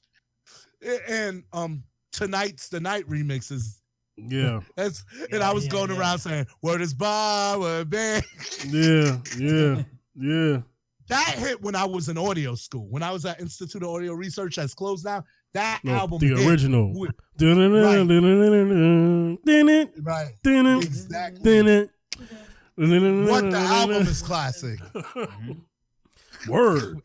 Eric Sermon production. Time for some action. In this corner, we got the Funk Body Snatcher. Yeah. Talking about like 1994. Right. But I'm saying, then you go there, then you see the progression. But it's like everyone started falling off. It seems like he's getting better. Oh, yeah. And that he might even, with this Muddy Waters 2, he might climb my list. So that's enough. I really hope he picks up from where he left off, man. Because Muddy Waters is ridiculous. Me and my brother was talking about that the other week. So check out the discography because it's lyricism, and he's so smart. Oh my gosh, my favorite thing was that song he did where he was in the weed talking about being smoked out. There's so much Redman on YouTube. Mm-hmm. Please go watch it. He was in the weed. He's in the whole thing of the weed. He talking about being smoked. That jump was fire. Me and my brother was sitting there like, oh my gosh, that's hot. It's like you forget because there's so much. Even on De La's song, ooh, ooh, ooh, ooh, the oh yeah, exactly. Mm-hmm. So we're moving on. Number 4 is going to be short because these two other brothers hit. Busta Rhymes. Yeah. I'm just going to say rhymes galore, rhymes galore, rhymes. Yeah. Yeah. We've had enough information on Busta on this episode. Yeah. Yeah. Because Busta Bus, that dude makes me step up my game. Like he said, Wu make it. When I hear Bus, I'm like, even that. I'll even mention a song people didn't even like. That song "Calm Down" he did with Eminem. He murdered it. He just murders his verses. Yeah. I mean, just digs into him. He no mercy. Even if the song, even if people don't like the song, you got to respect what he put into it. Yeah. Yeah. Number 3, Nas. Yeah. Y'all already know. I said this about 20 times on this podcast. If you're a listener, I cut school to get Illmatic. No skips. Yeah. Hey, y'all. Hey.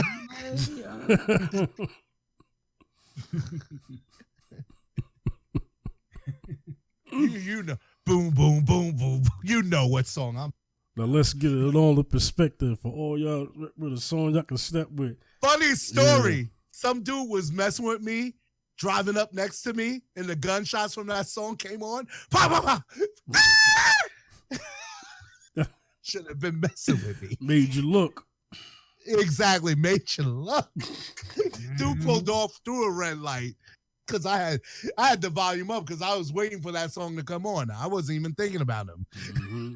Boom, boom, and probably to this day telling somebody, yo, dude shot at us. Talk about Ether. Oh gosh, Ether. First, before I talk about Ether, hope you got yourself a gun. Yeah. Oh my gosh. Yeah. The video. Dre. Okay. That Dre production, man. I'm sorry. Yeah. If you think Jay-Z won that, I'm not with you. Yeah. I just think Jay-Z had the opportunity since he owned his label to just drop, and drop when Nas was signed and he couldn't drop as much. But Nas's album kind of said everything. Ether, oh my gosh. Ether. Yeah. Yeah. See, if we were in the era of where a song ended your career, Ether would have ended Jay's career. Yeah. He should be fortunate because back in the days when we had battles, if you lost, your career was over and nobody wanted to hear from you. Yeah, that was it. That was it. Yeah. Ask a lot of people. Over.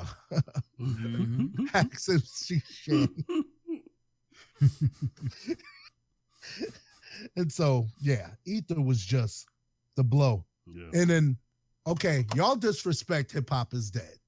Not my brothers, but a lot of y'all. Yeah. There's some joints on there. See, right. And then the whole thing is, I'm going to say this about Nas. What Nas inspires me is he's a poet. Yes. He's a real lyrical poet. Facts. And the whole thing is, Nas, I say like Common. A lot of stuff Nas says is over people's heads. Yeah. Even though they don't want to admit it. People be trying to be hip and try to act like they understand it. But Nas be over your heads. Yeah. Be way over your heads. Like, yeah. Over your head like a jet plane. Over your head like a hot air balloon. Over your head. And I'm gonna move to number 2 since we've had you for a while. Right. KRS-One, the teacher. The teacher. Talk about the teacher, man. Okay, Criminal Minded. Some of y'all weren't around when BDP had Scott LaRock, and somebody was talking about, oh, you didn't say BDP in your because I said I was gonna say KRS-One. That'd be redundant. Exactly. I'll give somebody else a spot. Because I knew I was going to say KRS-One on my MCs. Because KRS-One is BDP after Scott passed, rest in peace. Shout out to his son who's doing a lot of community work. I want to give him that shout out, while I'm here. But KRS-One used to just experiment with styles to the ridiculous, Let us begin. What, where, why, or when all be explained like instructions to a game. See, I'm not insane. In fact, I'm kind of rational because he wanted you to learn when he spoke. Yeah. That blueprint concept you thought Jay came up with, that was KRS-One's first. Speak on it. Even Nas said that. And then when KRS said, you got the copy, I got the blueprint. Blueprint. Now, what we waited for every year, right, Wayne, was the new BDP album. Yeah. That was because he dropped a hit album, hit video, and hit single every year. Yes. And that's what he said on Is It Here Now, where he also featured footage of him beating PM Dawn off the stage because he tried to say KRS-One is a teacher, but a teacher is what? PM Dawn got beat off. KRS-One is old school, used to beat people off the stage. KRS-One actually did this to a group from Staten Island, UMCs, walked in and said, are these MCs rapped? Kicked a freestyle that was ridiculous and dropped the mic, and the show was over.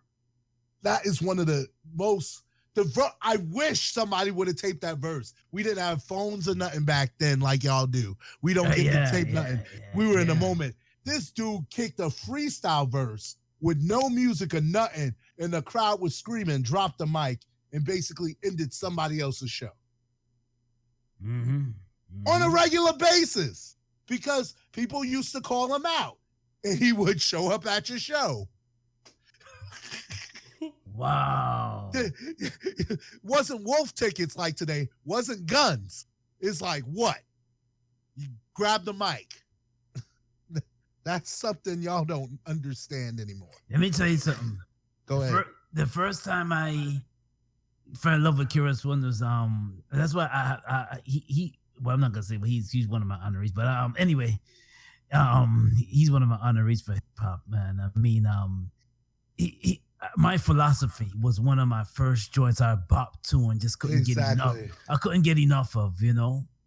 And you know, when he did, and he did Jack of Spades for the movie "I'm Gonna Get You, Sucker." Exactly. You know, and then then he did Matt Ism with the two other brothers, man, and Channel Live.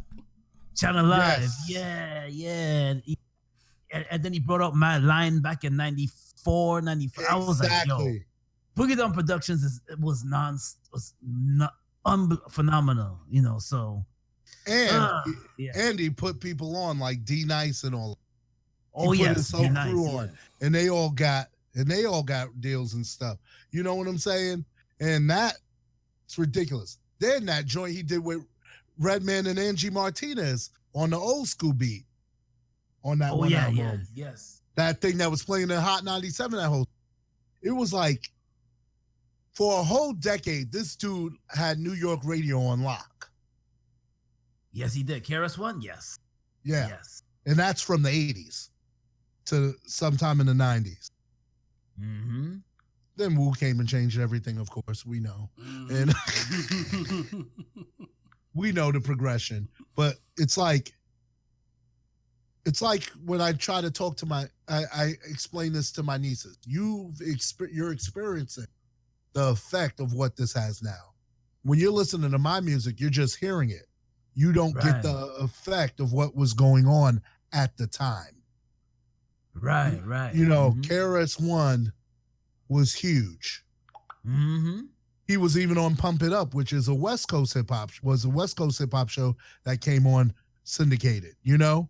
Right. So basically, that was before the East and West beef. He also started the self-destruction movement, which was anti-violence. Oh yes.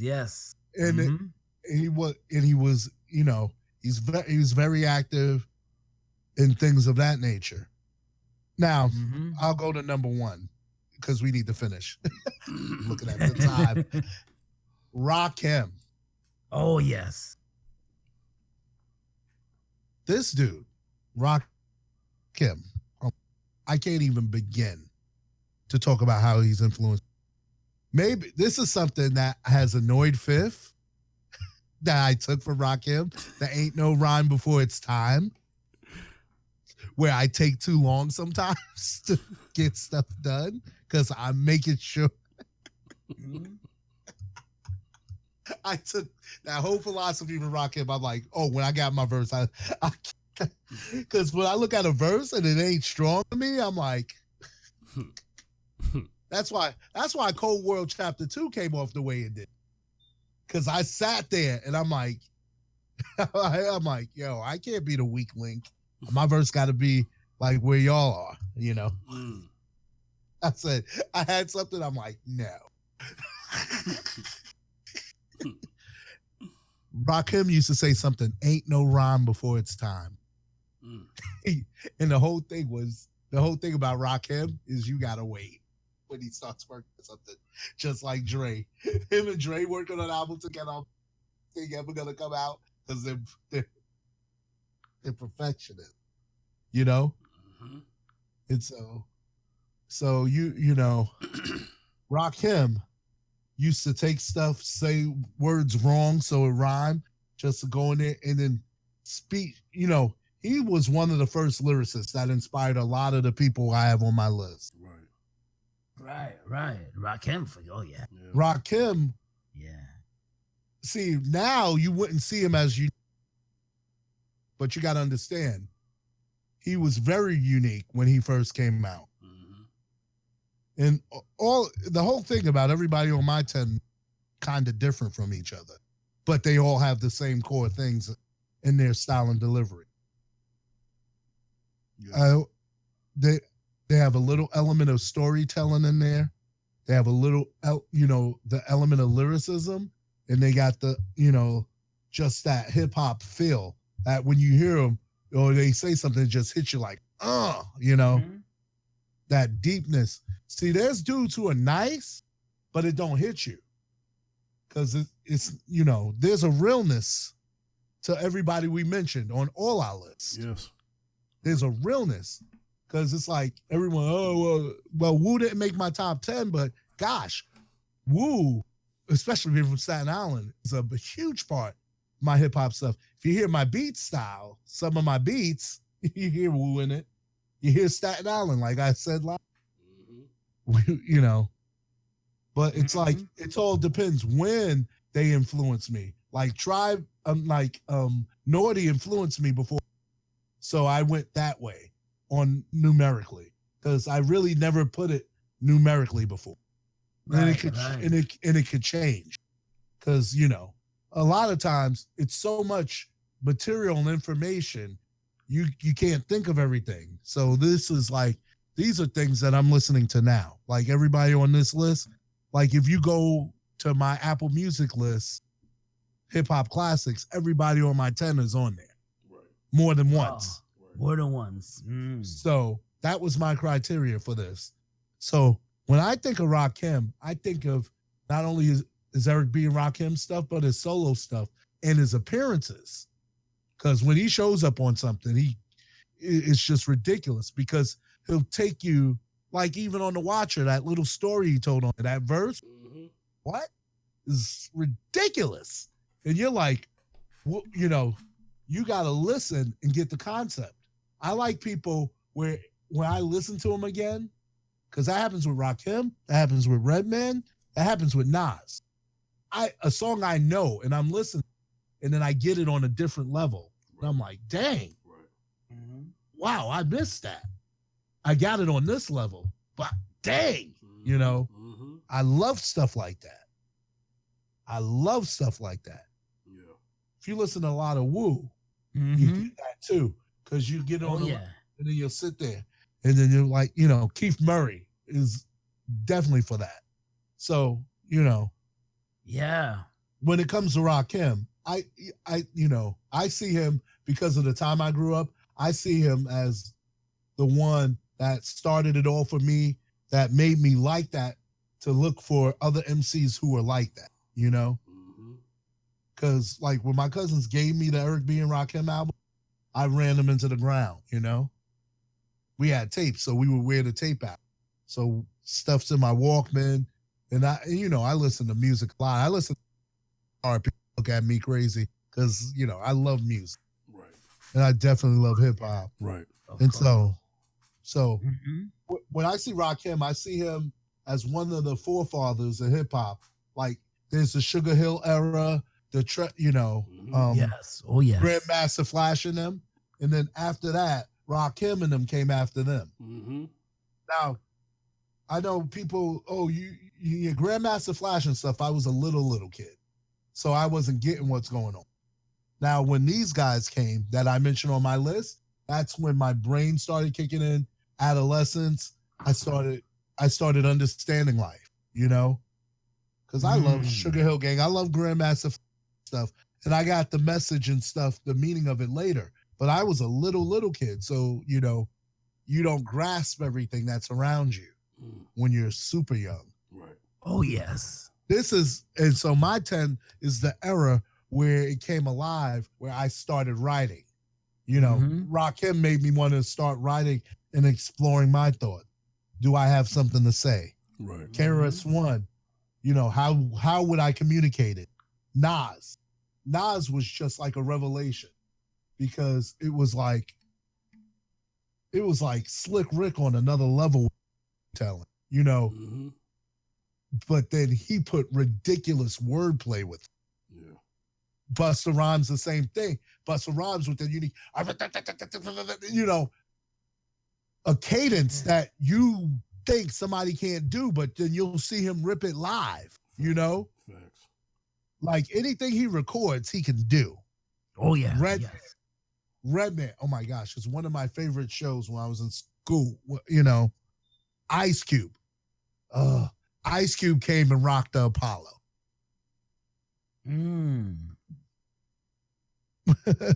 Common.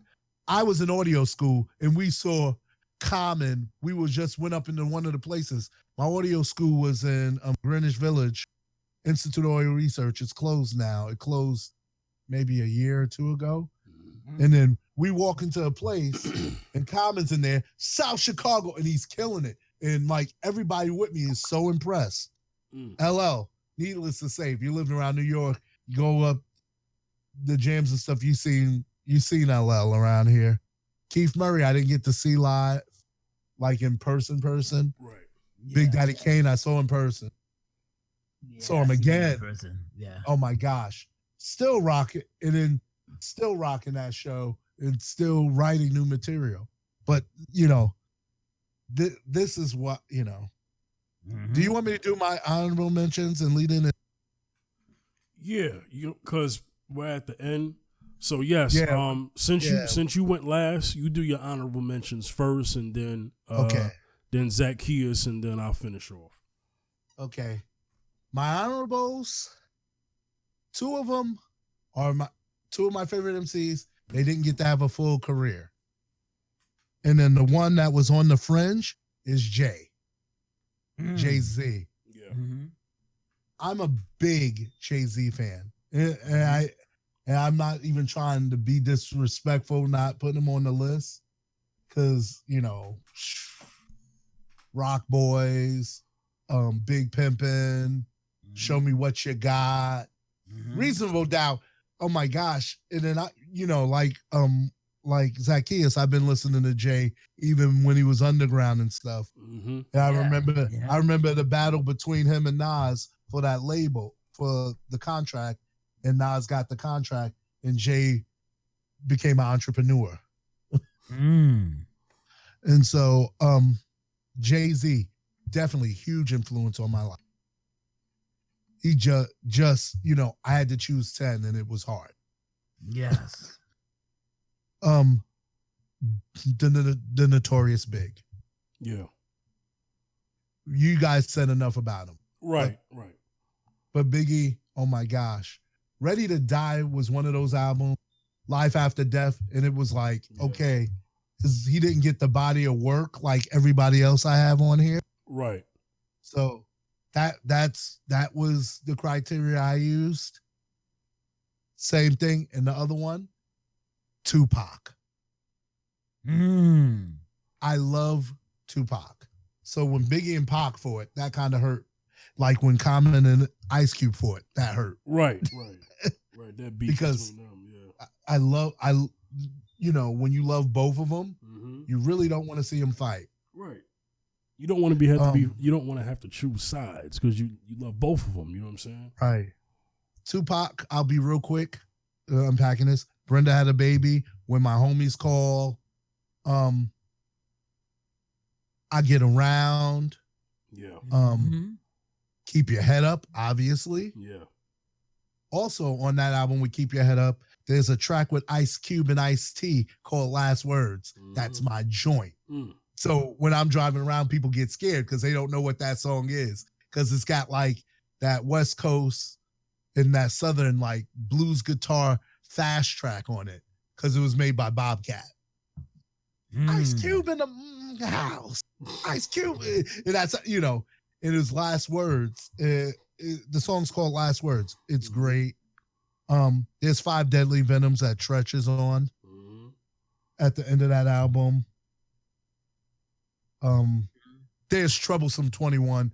I don't know where you can get the underground albums, but I had those. Right. The albums that the labels rejected.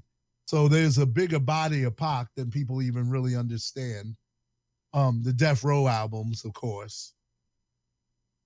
Bad Boy Killers track. that was my joint. I'm sorry. He came on that. He did a joint with Bone Thugs that was hot. Too. Yes, he did. Yes, he did. Both of them, Pac and Biggie, both did that joint. That was hot. Mm-hmm. The one with the bow, bow. Yeah. The gunshot beat. That joint was hot. That joint was crazy. No, that's a fact. I'm glad you mentioned that. So that's why I definitely wanted to put Biggie and Pac in my honorable mentions because they're also influenced me. Obviously Wu-Tang, even though, I understand the flag. I understand my fellow Staten Islanders, but I'm a little different because I'm like more creative, musical side, like. Well, we don't. To be clear, we don't have a problem with that. You're just talking about people who. Right. Exactly. I got flack online. Right. A couple of people on the gram had a problem with him having Wu-Tang under Naughty by Nature. Yeah. But like I said in the caption, we got our list. And you make yours. And you got yours, and we got ours. So Okay, so with that, I'll pass over to Zaccheus for your honorables. All right. Yes. So one of my honorables would be KRS-One. Yeah. Nice. Yeah. Because nobody has a tone and a voice like KRS. Mm-hmm. He stood out in hip hop though. I mean, back in 89, 88, P. Scott LaRock, but he just KRS-One when he brought Boogie Down production, he wanted to teach you with edutainment. He didn't want to just create entertainment. He called it edutainment, meaning he wanted to educate the youths. Mm-hmm. He wanted to educate the youths with the music, with my philosophy, and tunes like that. He wanted just to impact. I remember the famous battle between him and MC Shine. It was that's a classic too.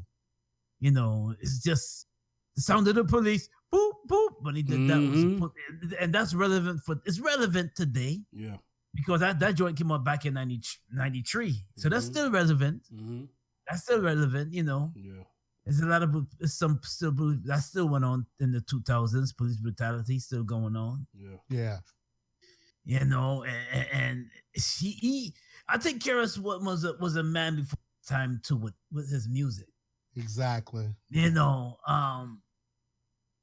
remember when he said, "Never win a Tony, never get a Grammy," and I'm like, okay, yeah. I mean, and he kept it real. He came up with songs that people are like, what? Okay, he's talking about this. He's talking about that. Yeah. Yeah, black cop, black. Exactly. It's just like his albums, Knowledge Reigns Supreme. Remember that album? Oh, yes. His albums, yes. It's crazy. So he's definitely one of my honorees. And my second, believe it or not, my second honoree, believe it or not, would be I would say Big Daddy Kane, because Big Daddy Kane, I remember back in the days buying this cassette, like It Tastes Like Chocolate. I bought that out. I bought that cassette.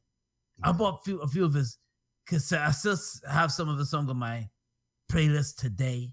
That sometimes you like that you only get that old school but good feel.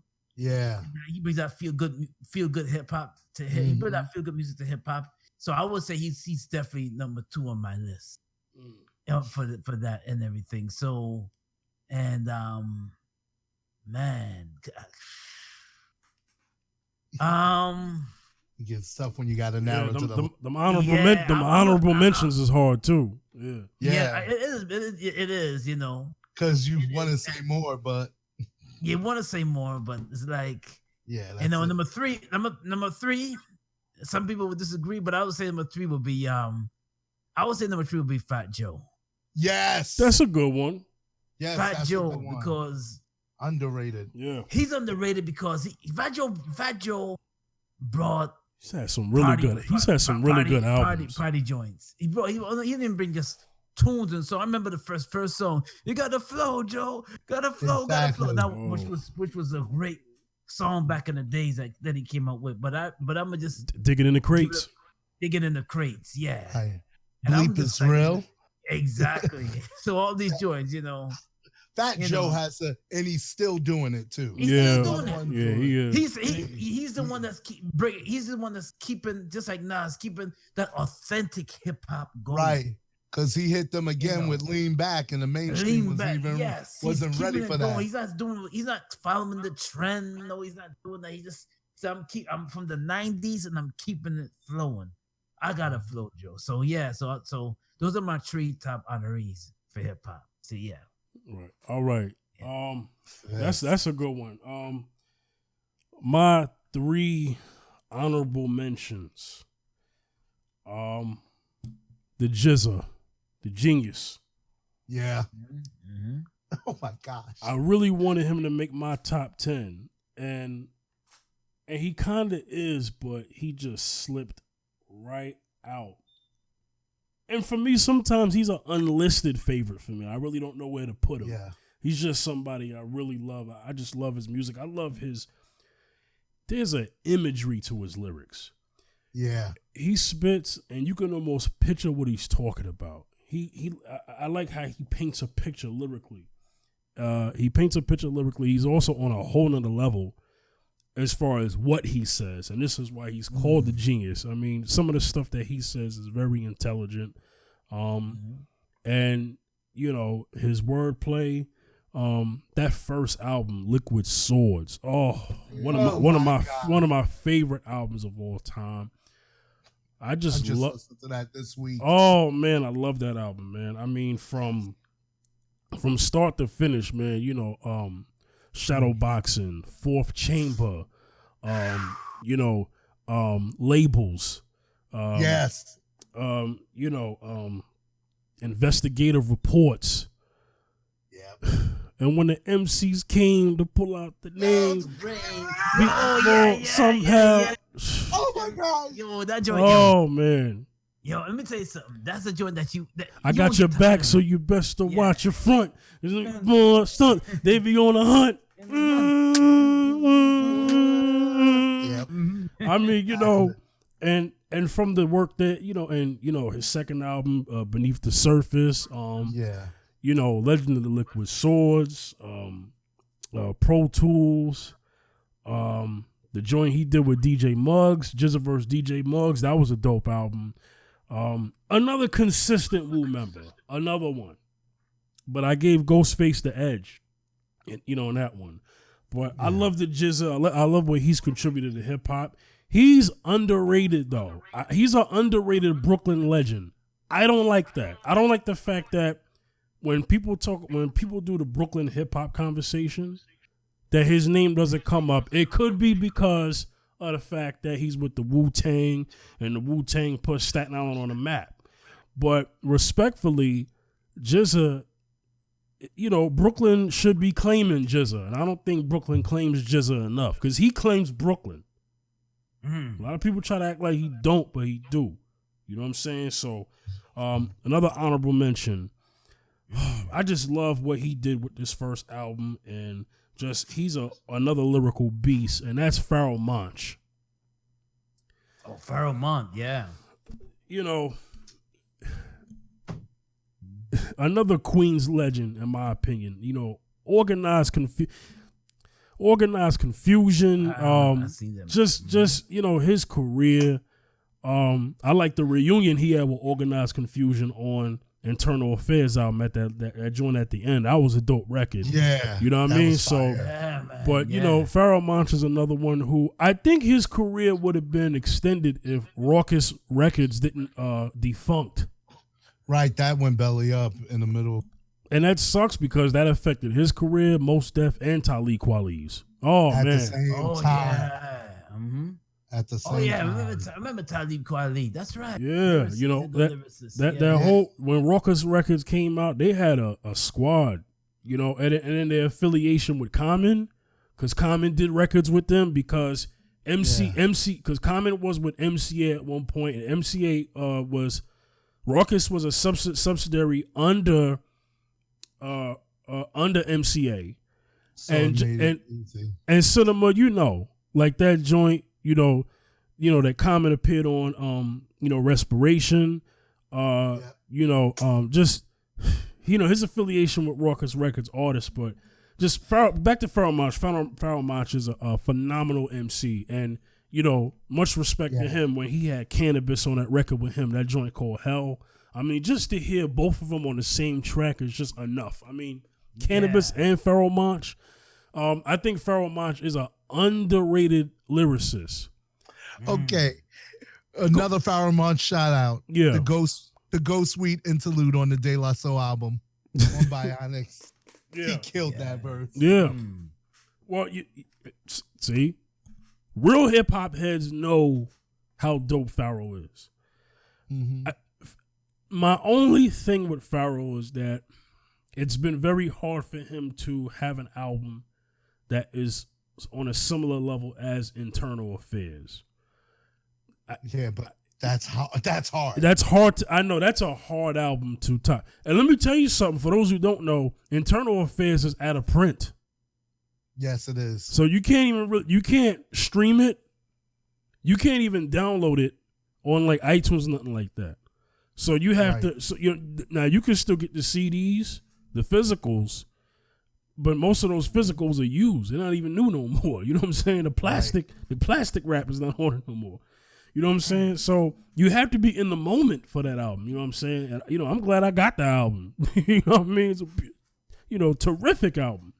I mean, you might have to stream it on YouTube. Somebody done probably put it up. But just that, that album, Simon Says, the single.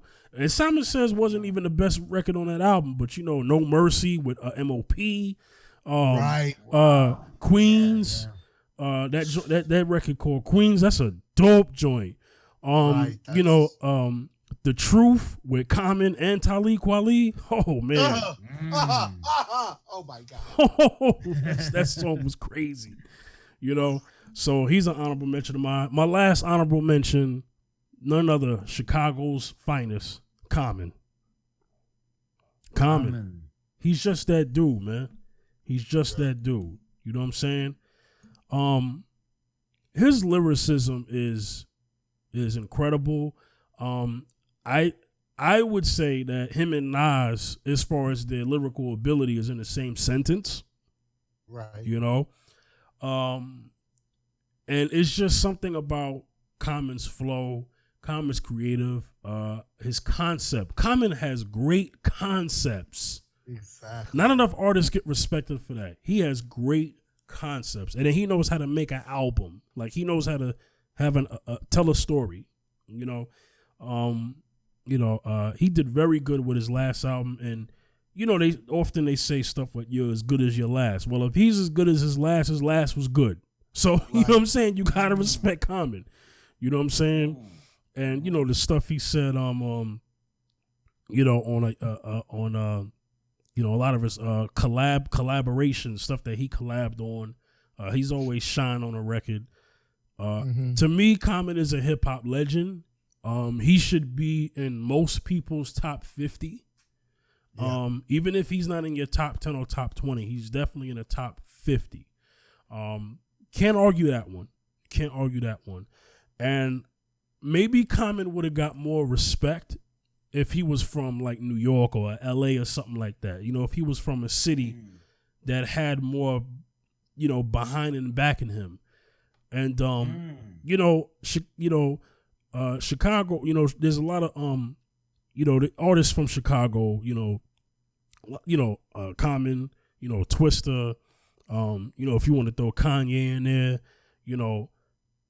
I know people like Chance now, but just understand that Common, man, there's a blueprint that I believe Common laid down for hip hop in Chicago and just hip hop in the Midwest, and he's definitely a well-respected artist in my eyes. He's in Cinema's top 10, and Common almost made my top 10, but he's definitely a top 20 for me if we did a top 20. But I love Common. I love his work. Another consistent artist, in my opinion. I wasn't a big fan of Electric Circus. That's not to clown him, but I'm just keeping it real. But he's always been an eclectic artist. I think people have to respect that about him. I think him and Wyclef have that in common. you know, eclectic creatively. So there it go.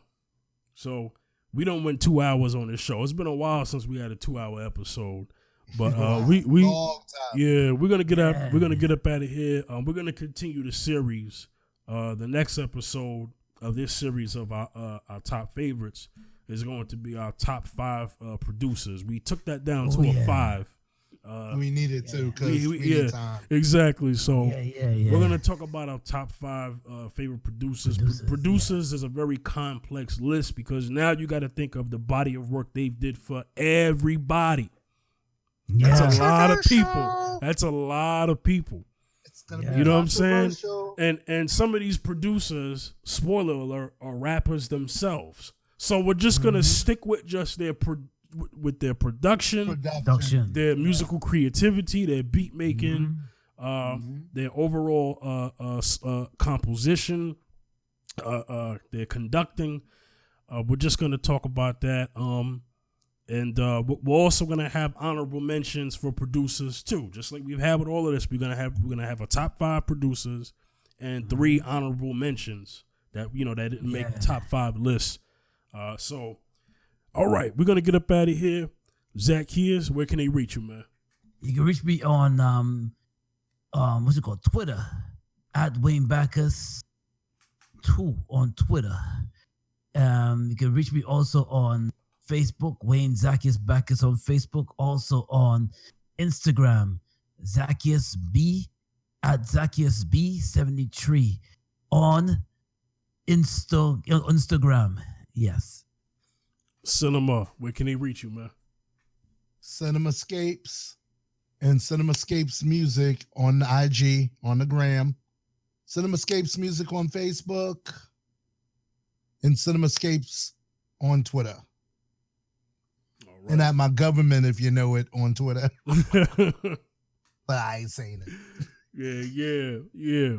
All right. Y'all can get at me on Twitter, Facebook, and Instagram at the 5th General. That's at the 5th General on Facebook, Instagram, and Twitter. All right. So, episode 12, season 2. This has been another monumental episode of some great hip hop talk. Our top 10 rappers, each of our lists. We're going to put it on the gram and all that so y'all can say what y'all got to say. But this is our show. You know what I'm saying? And I can't wait. And I can't wait for y'all to tune in for the producers list because that's going to be a fun one too. I'm going to have a lot of fun with that one. It's going to be controversy. Yeah, it is. It is. All right. So we're going to get up out of here. Signing off. This is the 5th General, Zaccheus and Cinemascapes. We'll see y'all next time. Peace.